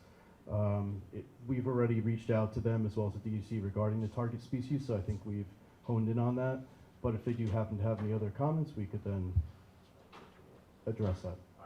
Right now, we know that there are American eel in there, and we also know that there are trout, native brook trout populations, and I've seen them myself. I've walked all the tributaries with Legislator Kennedy and Comptroller Kennedy in the past when the streams were being, the tributaries were being cleaned out, and there are remnant trout populations. The fish are not all that large or anything like that at this point in time. There are eel in there also, the tributaries, and also in Stump Pond when I've been in there. The question is, are there any alewife? Has anyone ever seen alewife in there, according to the surveys? The surveys, Address this also to Nick Gibbons. well, yeah, so some documents that I've read have them a remnant run, which is visible at Phillips Mill Pond. So obviously that will still be a barrier.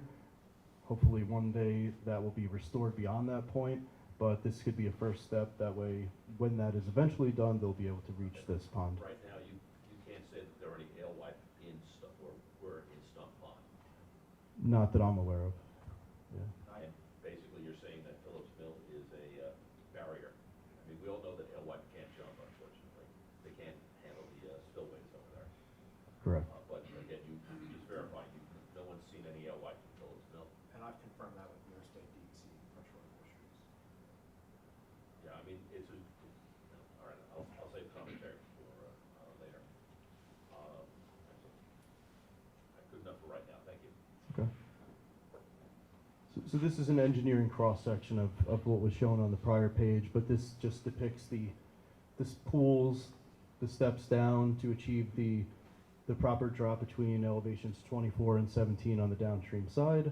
There's approximately 10 feet between each of the pools, which I believe are about an 8-inch drop within each one. There is the erosion control with the stone on the downstream side. This is a cross-section view of the trapezoidal weir, which is how we're able to accomplish maintaining those flows for the variety of species. That shape specifically allows us to accomplish those specific flow rates that we're looking for. And this, a little hard to maybe understand what that is, but this is a weir beneath an elevated platform. So this is approximately 133 feet long. It allows the high flows to pass under the walkway and go through a culvert. So the intent here was to provide a vista, an area to look out, while also not really seeing the inner workings of what's going on below with that high flow bypass. This is a rendering of what we put together for the proposed project, similar to what you saw on the plan view. This is the overlook, which below that, following the perimeter, is that weir, which drops down into a large opening, flows through a culvert beneath the walkway here. We're restoring the bridge for the pedestrians, equestrians, park goers, and this is the fish passage here on the side, which is where the base flows will go through all those fish passage flow rates, some high flow storms, with the resultant going through an elevated weir around the perimeter. And this hatch here is the newly planted wetlands along the perimeter to just compensate for the permanent improvements that are being installed by the new spillway. Can you move back so we can see this? Can you remind us the level of the pond that this is designed to maintain, absent droughts and stuff, but you're shooting to maintain a level of the pond with this design. Where is that topographically compared to pre-storm conditions? I heard you say it wasn't exactly the same height. It's the same. It's basically elevation 24. So 24.92 or 25? yeah. It's the intent is to maintain the way that it was. That way we're maintaining the fishing environment, the kayaking, the canoeing, and things like that. It seems like any lower wouldn't facilitate that as well. Any higher would then result in the dam then having to also be higher. So this is, we chose it because it was historically the elevation of the pond. Thank you. Yeah, I got a bunch. Questions from CEQ members, other than Mike? Just go. I see 6 more. Go ahead, Mike. You want them? Okay. Okay. I've built some dams and weirs in the past in other places, so I'm somewhat familiar with the technology and also the concepts. And I've also, worked on the river for a number of years. I've been there for about 45 years. I've set up dredging plans at the mouth of the river. So I have a little bit of civil engineering experience with this kind of stuff. The flooding issue is very, very concerning to me. Legislator Kennedy pointed out that we've been having flooding issues in the town of Smithtown for years and years and years. And basically the river is channelized, if you will, and has containment dams in there that they may have been built for other purposes, but at this point in time they sort of serve as regulating features. You've got Miller's Pond to the east, which is one of the primary tributaries. You've got a fair amount of flow from the south flowing into Stump. You've got a little bit of flow from the west flowing into Stump Pond. The real question is, for me, the necessity of putting a dam into this system, because you also have Phillips Mill down further downstream. You've got a cracked spillway over there, which is in partial failure at this point in time. I was involved with an effort many years ago to try and restore that and also put a fish ladder in there also, but unfortunately that never occurred. But basically I'm looking at this as a channelized system, if you will, from an engineering sense, not necessarily from an ecological sense at this point in time.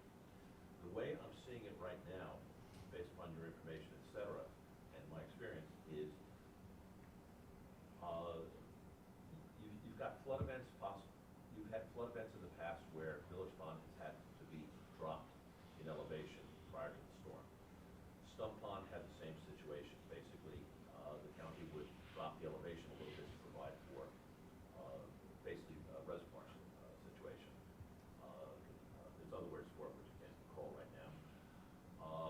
But basically, are you saying at this point in time that a dam restoration here is necessary to restore, if you will, the flood control aspects that existed prior to a year and a half ago? That's basically the question. Is the dam needed to protect basically flow characteristics from Miller's, flow from Stump, and also protect Phillips Mill? And again, I'm not talking about the ecological aspect of it. I'm talking about flood control. So the proposed design will reduce the amount, will slow the water down, reduce the velocities, reduce the quantity of water released at any one time, and reduce the depth of flooding that occurs at Phillips Mill Pond. And then from there, it depends on which storm you're looking at, whether it's a 10-year or a 100-year. I believe our 10-year doesn't necessarily result in flooding. There are like 4 or 5 homes surrounding the pond, but the 100-year, the floodplain looks similar, but it's not quite as deep during with the proposed dam being installed is the best case scenario based on the different cases that we looked at, and that was pre-existing condition, current existing condition, and proposed. And just one thing I want to add to that also is that this design was done in a manner that assumes that you don't lower the water, and that should never really have to happen. That anywhere, you've got the 2 spillways in there. Two spillways, right, and we're raising it considerably. It's 3.5 feet higher than what it was. You're going to increase the storage capacity, basically, with the 3 feet and with the double spillway. Right. But basically, what you're saying is the dam is necessary to control, if you will, the overall flow of the river, again, only from an engineering standpoint, to prevent flooding downstream. Basically, and I'll give you the example, in this last storm, when Stump failed, Phillips Mill got overtopped, almost failed. Jericho Turnpike, which is about 200 yards to the kind of north over there, that got flooded out. And that's a primary arterial for Smithtown, because 25A was combined over at that particular bridge. So, in an engineering sense, you're basically saying that this dam is necessary to attenuate flow in a storm event. That's really the basic question. Attenuate flow, and to your point, we're not just looking at it at the dam itself, but also all the way through down to Landing Road, where it basically is daylighting into the real Nisqually River at that, not the real Nisqually River, The Landing but Avenue Bridge is where the freshwater and saltwater divide is. right. So at that point, it's kind of flowing freely at that point. So basically, you're also saying, from an engineering standpoint only, you're talking that you will be able to prevent possible damage downstream in a flood event. Reduce it for sure. Yeah. Right, and then I saw in the documentation that, and I've also walked it, that when Stump failed, as you go downstream from Stump towards the headwater or the beginning of Phillips Mill, there was considerable sedimentation. Can you speak to the damage that was done or what is going on over there at this point in time? So I mean, we've been evaluating the historic, or not the historic, but current aerials. There was certainly large sediment deposits. Something we haven't been discussing regarding this project is whether or not that would be removed. But from what we've seen, it's being revegetated. If we're talking about the same spot, like north Talk about down to by between Phillips Mill Pier ponds. and stuff like that. Yeah. So I think a lot of those areas are beginning to revegetate, but I think a lot of that sediment is still continuing to move downstream. Again, in your documentation, it appeared as if the river was harmed in that particular area due to the sedimentation, basically the filling Yeah. more than anything else. Yeah, I would say that that's accurate, and through our discussions with Caleb Smith Management, that was their sentiment as well. It was impacting the fishing, the turbidity, it was restricting the width of the stream, it was tough to walk in certain areas. The trout populations were damaged over there according to the documentation that you've been given. Yeah, Is that accurate? from our conversations with them, I feel like they had mentioned that they really hadn't been seeing any at all due to the turbidity. I'll pass for a couple. Can we go to Frank? You wanted to? Yeah, I wanted to make some comments on the process, if I could. I'd like to make some comments on the review of this particular project. This council basically is in charge of reviewing projects for the county and assessing their environmental impact. And then from here, we make a classification of whatever that action is and make a recommendation to the legislature. Now, in the past, we've reviewed a lot of projects, but we've run across situations where it gets a little complicated because a site is continuously changing. We have issues that we have to constantly revisit. An example being, for example, we have a county complex on Sills Road. It's on both sides of there, covers a lot of area. And we also have historic properties which cover a large area as well as other environmental locations. Now, rather than revisit the issue each time and look at a new environmental issue when we deal with these particular projects, there have been plans that have been developed for each of these areas.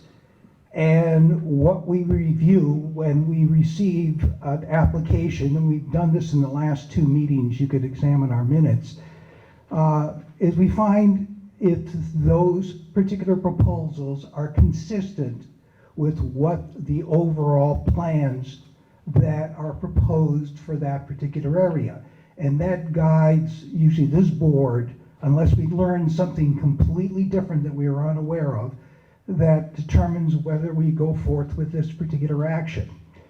Now, we received a letter from the New York State Department of State notifying us, of which I already knew, that we had 2 aspects to look forward to in this particular application. One was the Wild and Scenic Rivers permit process, and the second was the local waterfront revitalization program aspect, both of which I'm very familiar with.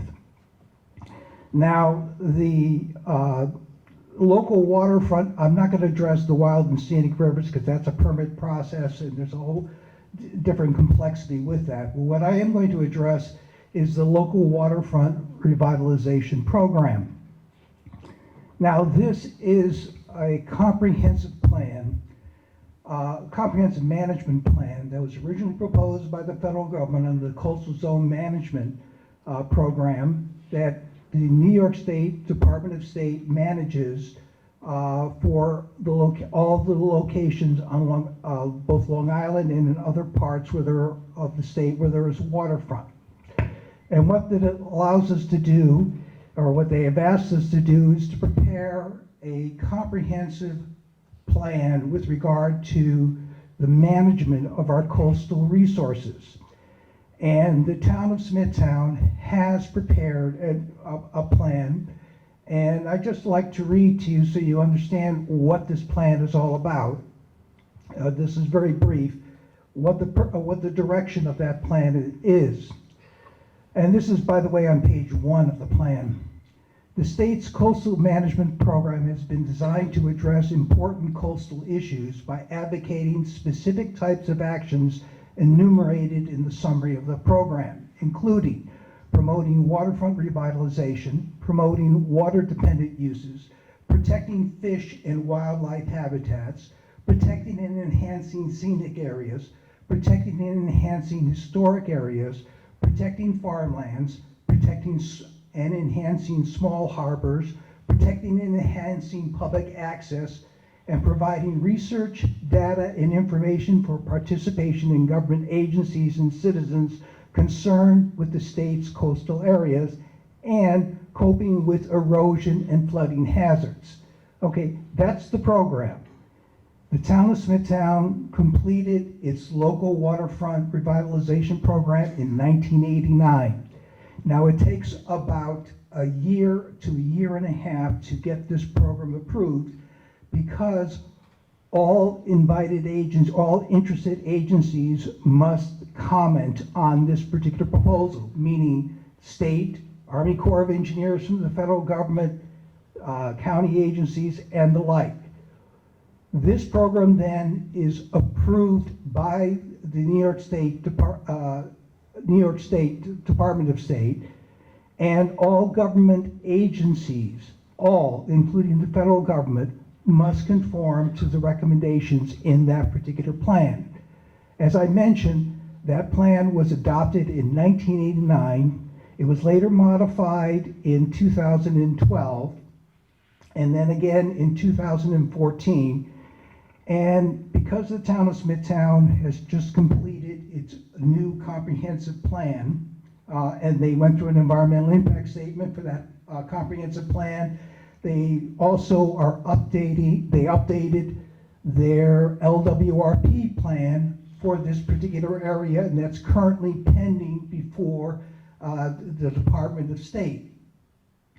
What we have here, and what I'm getting to, is there is a already existing comprehensive plan on the area in question.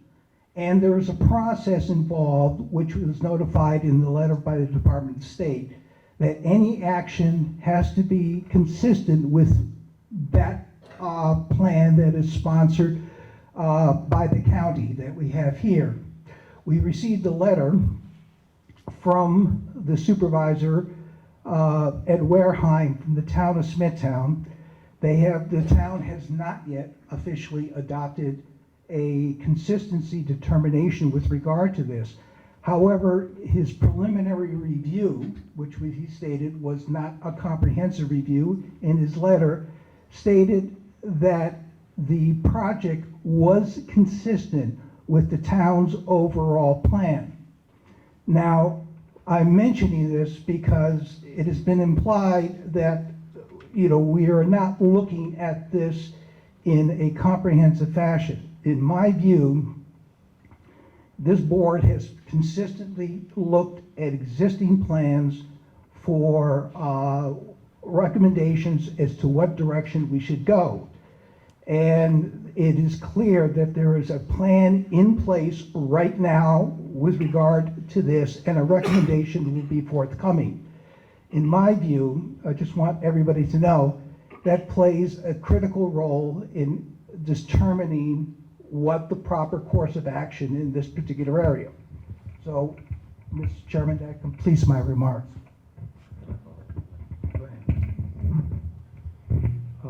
Thank you. So there's nothing that you need from the team here to describe? Is there anything else CEQ members want to ask the team from McLean? Yeah. We have an Atlantic white cedar complex. Again, I don't need that. I think the folks in the back want to hear that. Okay, there's an Atlantic white cedar complex in the park, and which is apparently a very threatened species. As I understand it, that particular species requires its feet to be in the water, very much like southern cypress swamps, like in the Okefenokee place, or the Swanee River, etc. If the dam is not restored, the water levels will basically obviously be gone in the main part of the pond area. Will that dry out where the Atlantic cedar is at this point in time? Will that harm a particular species if the dam is not rebuilt? Yeah, so that community you're talking about is on the southwest portion of where the pond was. Yeah, there's a boardwalk through there. Yeah, so that was in very close proximity to the historic pond's edge. Now that it's drained, the water's dropped from 24 to 17, so 7 feet of water level elevation difference from what it was to what it is now. So knowing that they require high groundwater table in the vicinity of where they exist, we expect it won't happen overnight, but they're gonna feel the effect of this water level change, and it's gonna harm the possibility of them survive their continued survival, which they have for however long this community has thrived in this area. Do you see any mitigation possible aside from building a dam, do you see any mitigation possible to preserve that particular habitat and species in that area? It's a unique species in that they require this high groundwater table, so mitigation would somehow require that, and without a re-impoundment, it'd be difficult to do unless there was some kind of pool around that community, which would be difficult.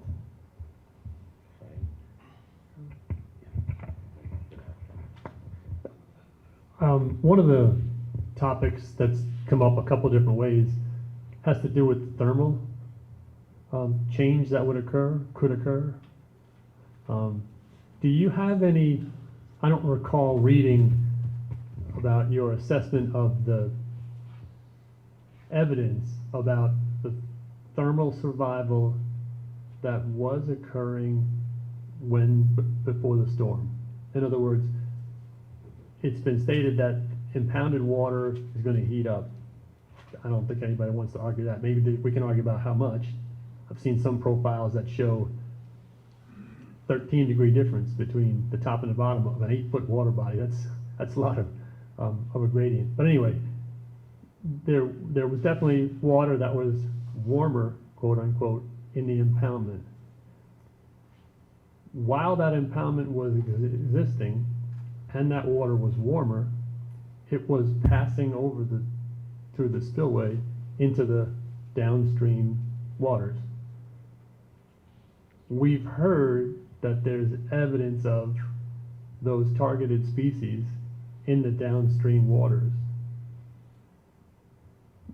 has there been an assessment or did you reach a conclusion about the viability of these targeted species, brown trout, alewife, eel elves, in the case where there's some water that's warmer because it's been impounded? It seems like we have evidence that suggests it might not be as fatal as some projections were made. Is that part of what we can think more about? Yeah, we can, is it still on? We can certainly continue to look more into that. I know that the fish species that we're discussing migrate into these upstream impoundments during the cooler months in the season. So although the water might be warming, I don't think they're going to be in that area when the water is reaching its peak temperature. But those are certainly factors that would be considered and might have to be looked into a little further. Yeah, it seems to me in native flow settings, pre-colonial, streams aren't just streams throughout. There are ponds that occur. Animals create ponds. Those ponds heat up. So it seems like, yes, temperature change is predictable, expected, but I don't see the direct jump to, therefore it's fatal to the scenarios that we're trying to promote. You should know, there are remnant bird populations to the north, to the south, basically upstream towards Miller's Pond, et cetera, and also the tributaries into Miller's Pond. Again, I've walked them, they've been documented. So the fish do exist above, and we also know they exist below the pond. So the pond is, I guess the question is the pond's existence with possible thermal pollution basically fatal to the entire ecosystem for, again, these targeted species? I mean, if they're existing up and they're existing down and in some of the other tributaries all over the place, inductively it would seem that it is not. It's just simply an area they don't want to go to. But I'll defer to you guys. You're the ones who did the study. To tack on to what Keith was saying and kind of answer the question, it's the proof is in the history. One, like you were saying, they have existed there. They haven't been wiped out from the pond existing there for over 200 years. And we're not trying to provide permanent residence for these trout in the pond. It's not where they're seeking to reside. We're trying to provide them migratory space for spawning periods. They don't want to stay there because it's not their natural habitat. They'll migrate upstream, they can spawn, and then they'll recede back downstream to the colder meandering stream throughout Caleb Smith and Philip Snow Pond. Would they move in there also or pass through there during wintertime when the temperatures are lower? It's possible, but further analysis would be conducted to decide that. If I may. My fellow commissioner over here next to me, Frank, was talking about some of the issues that have been, in terms of planning, that have been set up. And I'll just throw this out for the council at this point in time. I think it's an appropriate time. A lot of these issues have already been settled. As Frank was saying, DOS focuses a lot on habitat, protection, recreational values, historic values, etc. Now you've got an LWRP that covers 99% of the area to one degree or another. And it was designed to, if you will, protect the values, protect the recreational, protect the biological values, protect recreational values, aquatic, historic, well, it's going to get to that. And I also I've written a couple of LWRPs, I know the system quite well, including one for the northern reaches of the river. So it's a very, very comprehensive document and serves basically as a master plan, okay? You've also got a wild scenic recreational river component to this. And these are substantive master plans. They cover the area. Again, the wild scenic covers the recreational and historic protection, the biological values, etc. Again, the pond, if I remember correctly, was directly identified as one of the primary recreational values of the system. And again, that was set up in the 1980s specifically to cover the entire river. And again, I live in the corridor myself. Anytime I do anything on my property, I have to get a permit to do anything. I'll note for the record for everyone that both of these programs had EISs attached. And as Frank was saying, everybody in the world has to sign off. That was DEC, the town, the villages to the northern part of it, federales, etc. You just go, every agency in the world signed off on this stuff and examined it. It was very, very complex EISs. And basically these serve as master plans for the river, and they're consistent with each other. There's not really very much breadth between either of them, the Wild Scenic and the LWRP. So again, these are master plans. They've been fully reviewed at least twice. The values have been established, and that's a critical component. 4 times, okay? And what is preserved and the values that they want in these systems, which everyone has signed off on, is established. So I worry, well, in terms of seeker, our determination in certain ways has been foundationally already laid. Again, we've got two EISs on there, plus updates, etc. And as long, in certain ways, and again, I'm just trying to do a hard look at all of this, as long as the proposed actions, and this is just one viewpoint, as long as the proposed actions have no adverse effects upon these plans from the Wild Scenic and the LWRP component, they sound as a neg deck. Obviously, the county has to do its own analysis for its own reasons, for its own proposal, etc. We're talking about a dam, not a plan at this point in time. So, it's a little bit different. We have different secret jurisdictions and secret conclusions to draw from all of this. Okay, but they are in a lot of ways very, again, foundationally very, very similar. The dam is a component, and I should say a spillway, because realistically it's an impoundment plus a spillway. That proposal really feeds into the 2 programs that have been previously established. And that's the issue that we have to wrestle with at this point in time. And again, I'm speaking primarily to the council. That's the issue we have to deal with. Is this something separate from the previous reviews? Obviously, we have to do our own review. This is, probably a type 1, and that's why, again, we're doing the hard look. We have to look at everything. But again, there are master plans in place at this point in time, 2 of them covering basically what we're dealing with, and what we're dealing with is simply a component, if you will, of all of these. The argument, is we're not recreating or the wheel here, if you will. It's if you will, this argument goes several different ways, but I just wanted to point out that there are these protections in the system, and I'll hold off on other questions for a minute. Yeah, I think we'll have some more discussion about the process overall and the regulatory steps and path that we have to follow. But for the team, we want to make sure that we've gotten all of our questions answered with regard to their thinking and what they came through to get the design that's before us. And one of the things about the design that I'm still not totally clear on is the fish passage mechanism, the design.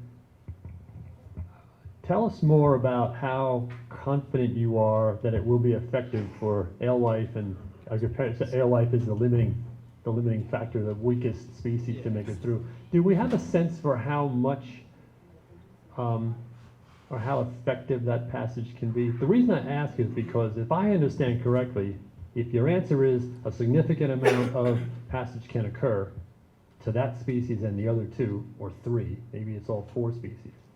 If that passage can happen, we will create miles of habitat for them to use above the impounded 25-foot topographic level of the, in other words, they come up and get over successfully, go through the water that they will have to figure out if they can survive it, but if they can get, then they're going to get to habitat that they previously couldn't get to, assuming that the Phillips restoration happens as well. But I think we have to assume that I hope. in our acceptance of the why do this at all. Tom, what you're basically saying is that this is an improvement over the previous, I'm trying to connect the consequences of this plan, and I didn't see that part. The projection of habitat usage, which will be enabled if the ladder is effective. So when you design ladder, tell us more about how you became confident that it would work to some amount. So there's a lot of design documents out there, a lot through USGS, that give a lot of design criteria when designing these different types of fish passages. The one we're focusing on is the pool and weir. Some of these fish passage criteria that we have to consider are burst speeds, prolonged speeds, depth of weir drops through the pool and weir, and overall flow through the fish passage. So when we're doing the hydraulic modeling, we're modeling each weir with the known 5th through 95th percentile flow rates, the normal flow rates that are going to be seen at this site. Those vary from 20 cubic feet per second to about 50. So when we're doing this, we look up on the USGS design documents what these maximum capabilities for burst speeds over the weirs, prolonged speeds through the pools are, and then we ensure that in our model with these known flows that they're going to be able to be capable to fish, to jump up, swim through, and get to the headwaters of Stump Pond. So, I have a question with regard to this. Is there, once these ladders are constructed, is there any monitoring that is going to take place afterwards to find out the effectiveness of this, you know? There could be. We've designed other fish ladders that have cameras that were installed. Organizations like CTUC or other people might just be out there counting them and like physically seeing them go up into the upstream water body.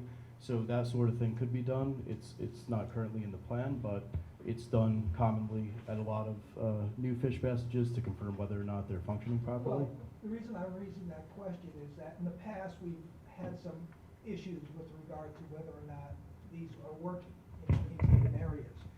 And my recommendation is, you know, certainly what I'm going to be voting on with regard to this is that if we do decide to approve this, that I want a monitoring system so that over time we could see the effectiveness of this and then make adjustments if necessary for the future. That's basically it. It's likely to be a permit condition. from Yeah, regulatory we authority. didn't scope, their effort that they're presenting did not include that kind of mitigation, monitoring, adaptive, But to be considered. That was not part of what they were But I want trying to go to back do. to your question about the design and the potential for the efficacy of the design. Right. Just know that I think this is probably going to be our 5th or so fish ladder that we've done. And each and every time, the regulatory authority requires that we go to U.S. Fish and Wildlife Service for consultation. They're the experts in the room, in the field to say, yes, we think this has a high level of potential for efficacy. That's the best we can do. Yeah. We've learned things after the fact, post-construction, and we've modified fish ladders almost every time that I can think of to improve upon that. But still better than the previous conditions, for sure, but there's always room for improvement, and we find that out.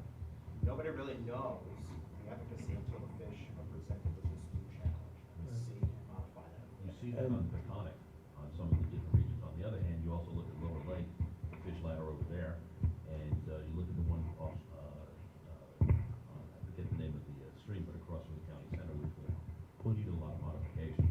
When you saw the fish, basically the herrings and things like that, they couldn't get up. Flow was just no good.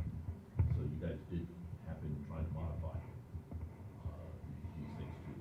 I don't know if this is a question or not, but basically, I don't want to say this properly. Yeah, I'm having my senior moment, okay? Not enough I just want donuts. to come back to Tom's point about Yeah, design. Yeah. Can I just add something to that too? Like, when it comes to designing these fish passages, which we've done a good deal of, this particular location has very well documented flow rates, which not every location has.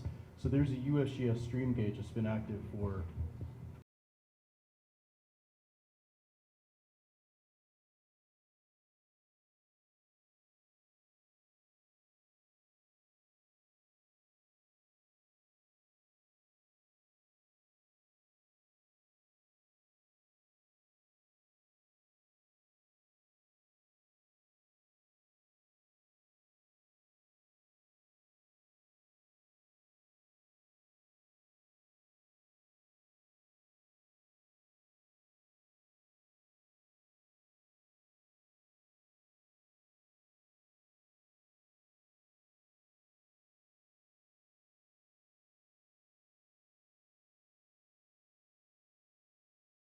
So we did the design of the one that you were talking about, and from what I understand, I thought it was working pretty well. I'd have to talk to CTUC for the specific numbers. I do know that they were making some modifications to regulate the water levels, like coming in and out, but I personally seen them swimming through. That one's working very well. But there is always like a little modification that might have to be done, you know, during construction or possibly directly afterwards to just possibly tweak the levels. Interesting. Yeah. Any other questions for this team? Okay, thank you very much. Very thorough.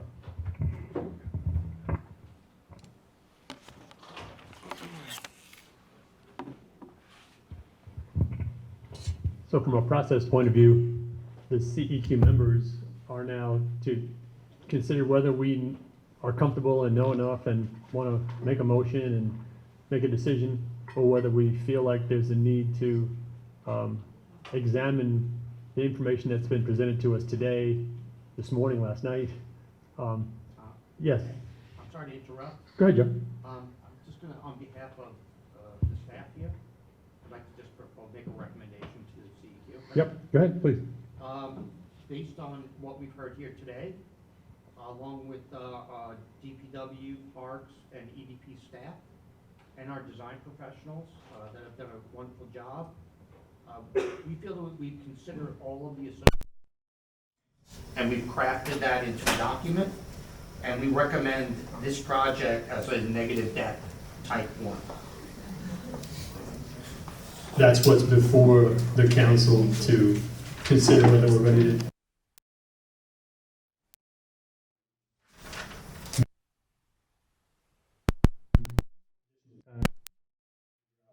What our votes would be. Mr. Chairman, can I ask a question? Yeah, go ahead, sir. Is there a time issue with regard to this approval? I want to know, sometimes we're under a deadline. Right, the question is there anything about today or this month or the cycle that the legislature is looking at which presses us on the calendar? And the answer is yes? The answer is yes. We have legislative sessions that we have in front of us for the 2026 calendar year, so we are working on that. And John had worked out some dates. If we decide today, we will be on the February, late on the table for February, and then we'll be in the March calendar. Right. If I could just say, in terms of secret, though, I think we're supposed to consider the whole action and, not think about whether there's, you're supposed to do the full consideration of the secret review. Well, I want to know. Wait, I didn't hear the end of that statement. So Finish your statement. I think it's important that the CEQ does their full look at this and not say that there's a time that's required to be. Well, what I'm concerned about is that we have windows in which we have to do the construction, okay? And I don't want to prematurely make a decision before we have to. At the same time, if there is if this is going to impact the time of construction, I like to know that. Because where we're standing right now is we've received a lot of information. I would like at least one meeting. This is my opinion. I'm not speaking for the board. I'd like at least one, adjourn one meeting so I could take a look at that documentation and then make a decision at the following meeting. I was reading this while we were going through. I didn't see anything that struck me, but I'm not giving it the full attention. But at the same time, I don't want to necessarily adjourn something that's going to cause a problem at a later date. So I'm trying to figure out whether what my problem is I don't know whether to recommend an adjournment or. Yeah, so the window that we're working in right now, 14 January, if we make a finding and send that toward legislature, they would act on it in the February cycle. But the window that we're in right now stays open for how long? So there are no secret requirements for timeline. I'm not asking about a secret timeline, but yeah, that's right. There are secret for type 2 unlisted, you better do it in 20 days. No, Right. this is not about that. This right? is not that. This is our internal legislative Yeah. timelines Yeah. that we're discussing. So- And then construction, to Frank's comment, is really, you know, DPW and Parks, their timeline, but understand, and I think Frank should already, you probably already know this, the permitting process is going to be lengthy. There's a lot of agencies that are gonna be looking at this. Yeah. So the permitting process, even if we get through our internal environmental review and then get the project fully funded, it's a long process to get through.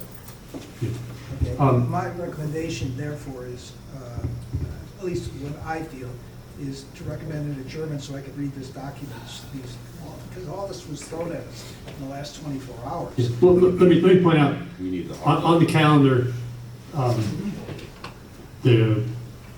me get a calendar up here. In the month of January, we have a little bit more time before the current window closes on getting information to the legislature. Today is the 14th. If we were to meet on the 28th, in 2 weeks, we would still be able to make a motion and inform the legislature and not cause any delays. I could go with that. So my question to the council is, does any member feel like they need more than 2 weeks to digest and take a hard look at this material? Tom, Yep. I don't have a problem with it, but I want to make it very, very clear. We're trying to do a hard look at this point in time, and that's the thing that is still very concerning to me, okay? If we were to make a motion to do a neg deck or a pos deck today, I would say no to it. Why? Because we have not, in my opinion, finished, as Frank has pointed out, we have not finished really the hard look. I still have questions on that I want to pose to Parks and not so much to the consultants anymore, but biological questions. I think we probably could do it within 2 weeks. So I'm not adverse to that. But frankly, and you know, even though I got a bunch of legislators in the room, I don't care. It's our job to do a hard look. We're the ones who are tasked with this. We're the ones who have the experience and the knowledge to some degree or another. And I don't want to lose that. I think, you know, this is one of the more important things that we've ever done. And, you know, 2 weeks is okay with me, but I think it's we have to look at it from our schedule and our purposes. And frankly, if it were to extend a little bit further, wouldn't bother me. So 2 weeks is workable for you to reflect on, and, It's workable for me. and Lawrence was saying the same thing to Mary Ann? Did you feel like you'd be able to work more than enough for Mary Ann? Okay. Then procedurally, do we make a motion to table it? And I would recommend setting up the special meeting on Right. Thank you. the second. Which we announced, oh, that's the second motion. Yeah. Okay, Do we so need to have a work session maybe? that's what, well, it would just be an announced session. So can I get a motion on the treatment of the project that's before us with regard to our, I'll make that motion. the motion is to Basically, table this until a subsequent meeting? yeah. Do we have a second on that motion? Second. Seconded by Frank. Those, Christine, no, let's see. Christine, call the roll. Okay. Lawrence Constantino, Yes. Frank DeRubis, Yes. Anthony Graves is not present, Tom Joe Branson, Yes. Mike Kaufman, Yes. Legislator Bontempi, Yes. Mary Ann Spencer, Yes. and Herb Strobel's not present, so motion carries. Yeah, by the way, Herb Strobel regrets not being here and looks forward to trying to listen to the recording. Good luck to that, right? God help. And Anthony Graves, who actually has handled this material, had to recuse himself because of other engagements that he has. So he will continue to be away from this discussion. So that being done, can we have a motion to pick a date to reconvene and finish this topic? Yeah, I'll make a motion. For Let's the see, what are we? 28th? January 28th, A motion to convene special meeting. a special meeting of the CEQ on 28 January, 9:30 a.m. 2026. in this location. Thank you. Do we have a second? I'll second. Seconded by Lawrence. Thank you. Roll, please. Larry Constantino, Yes. Frank DeRubis, Yes. Anthony Graves is not present, Tom Joe Branson, Yes. Mike Kaufman, Yes. Legislator Fontaine, Yes.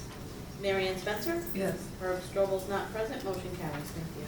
Thank you very much.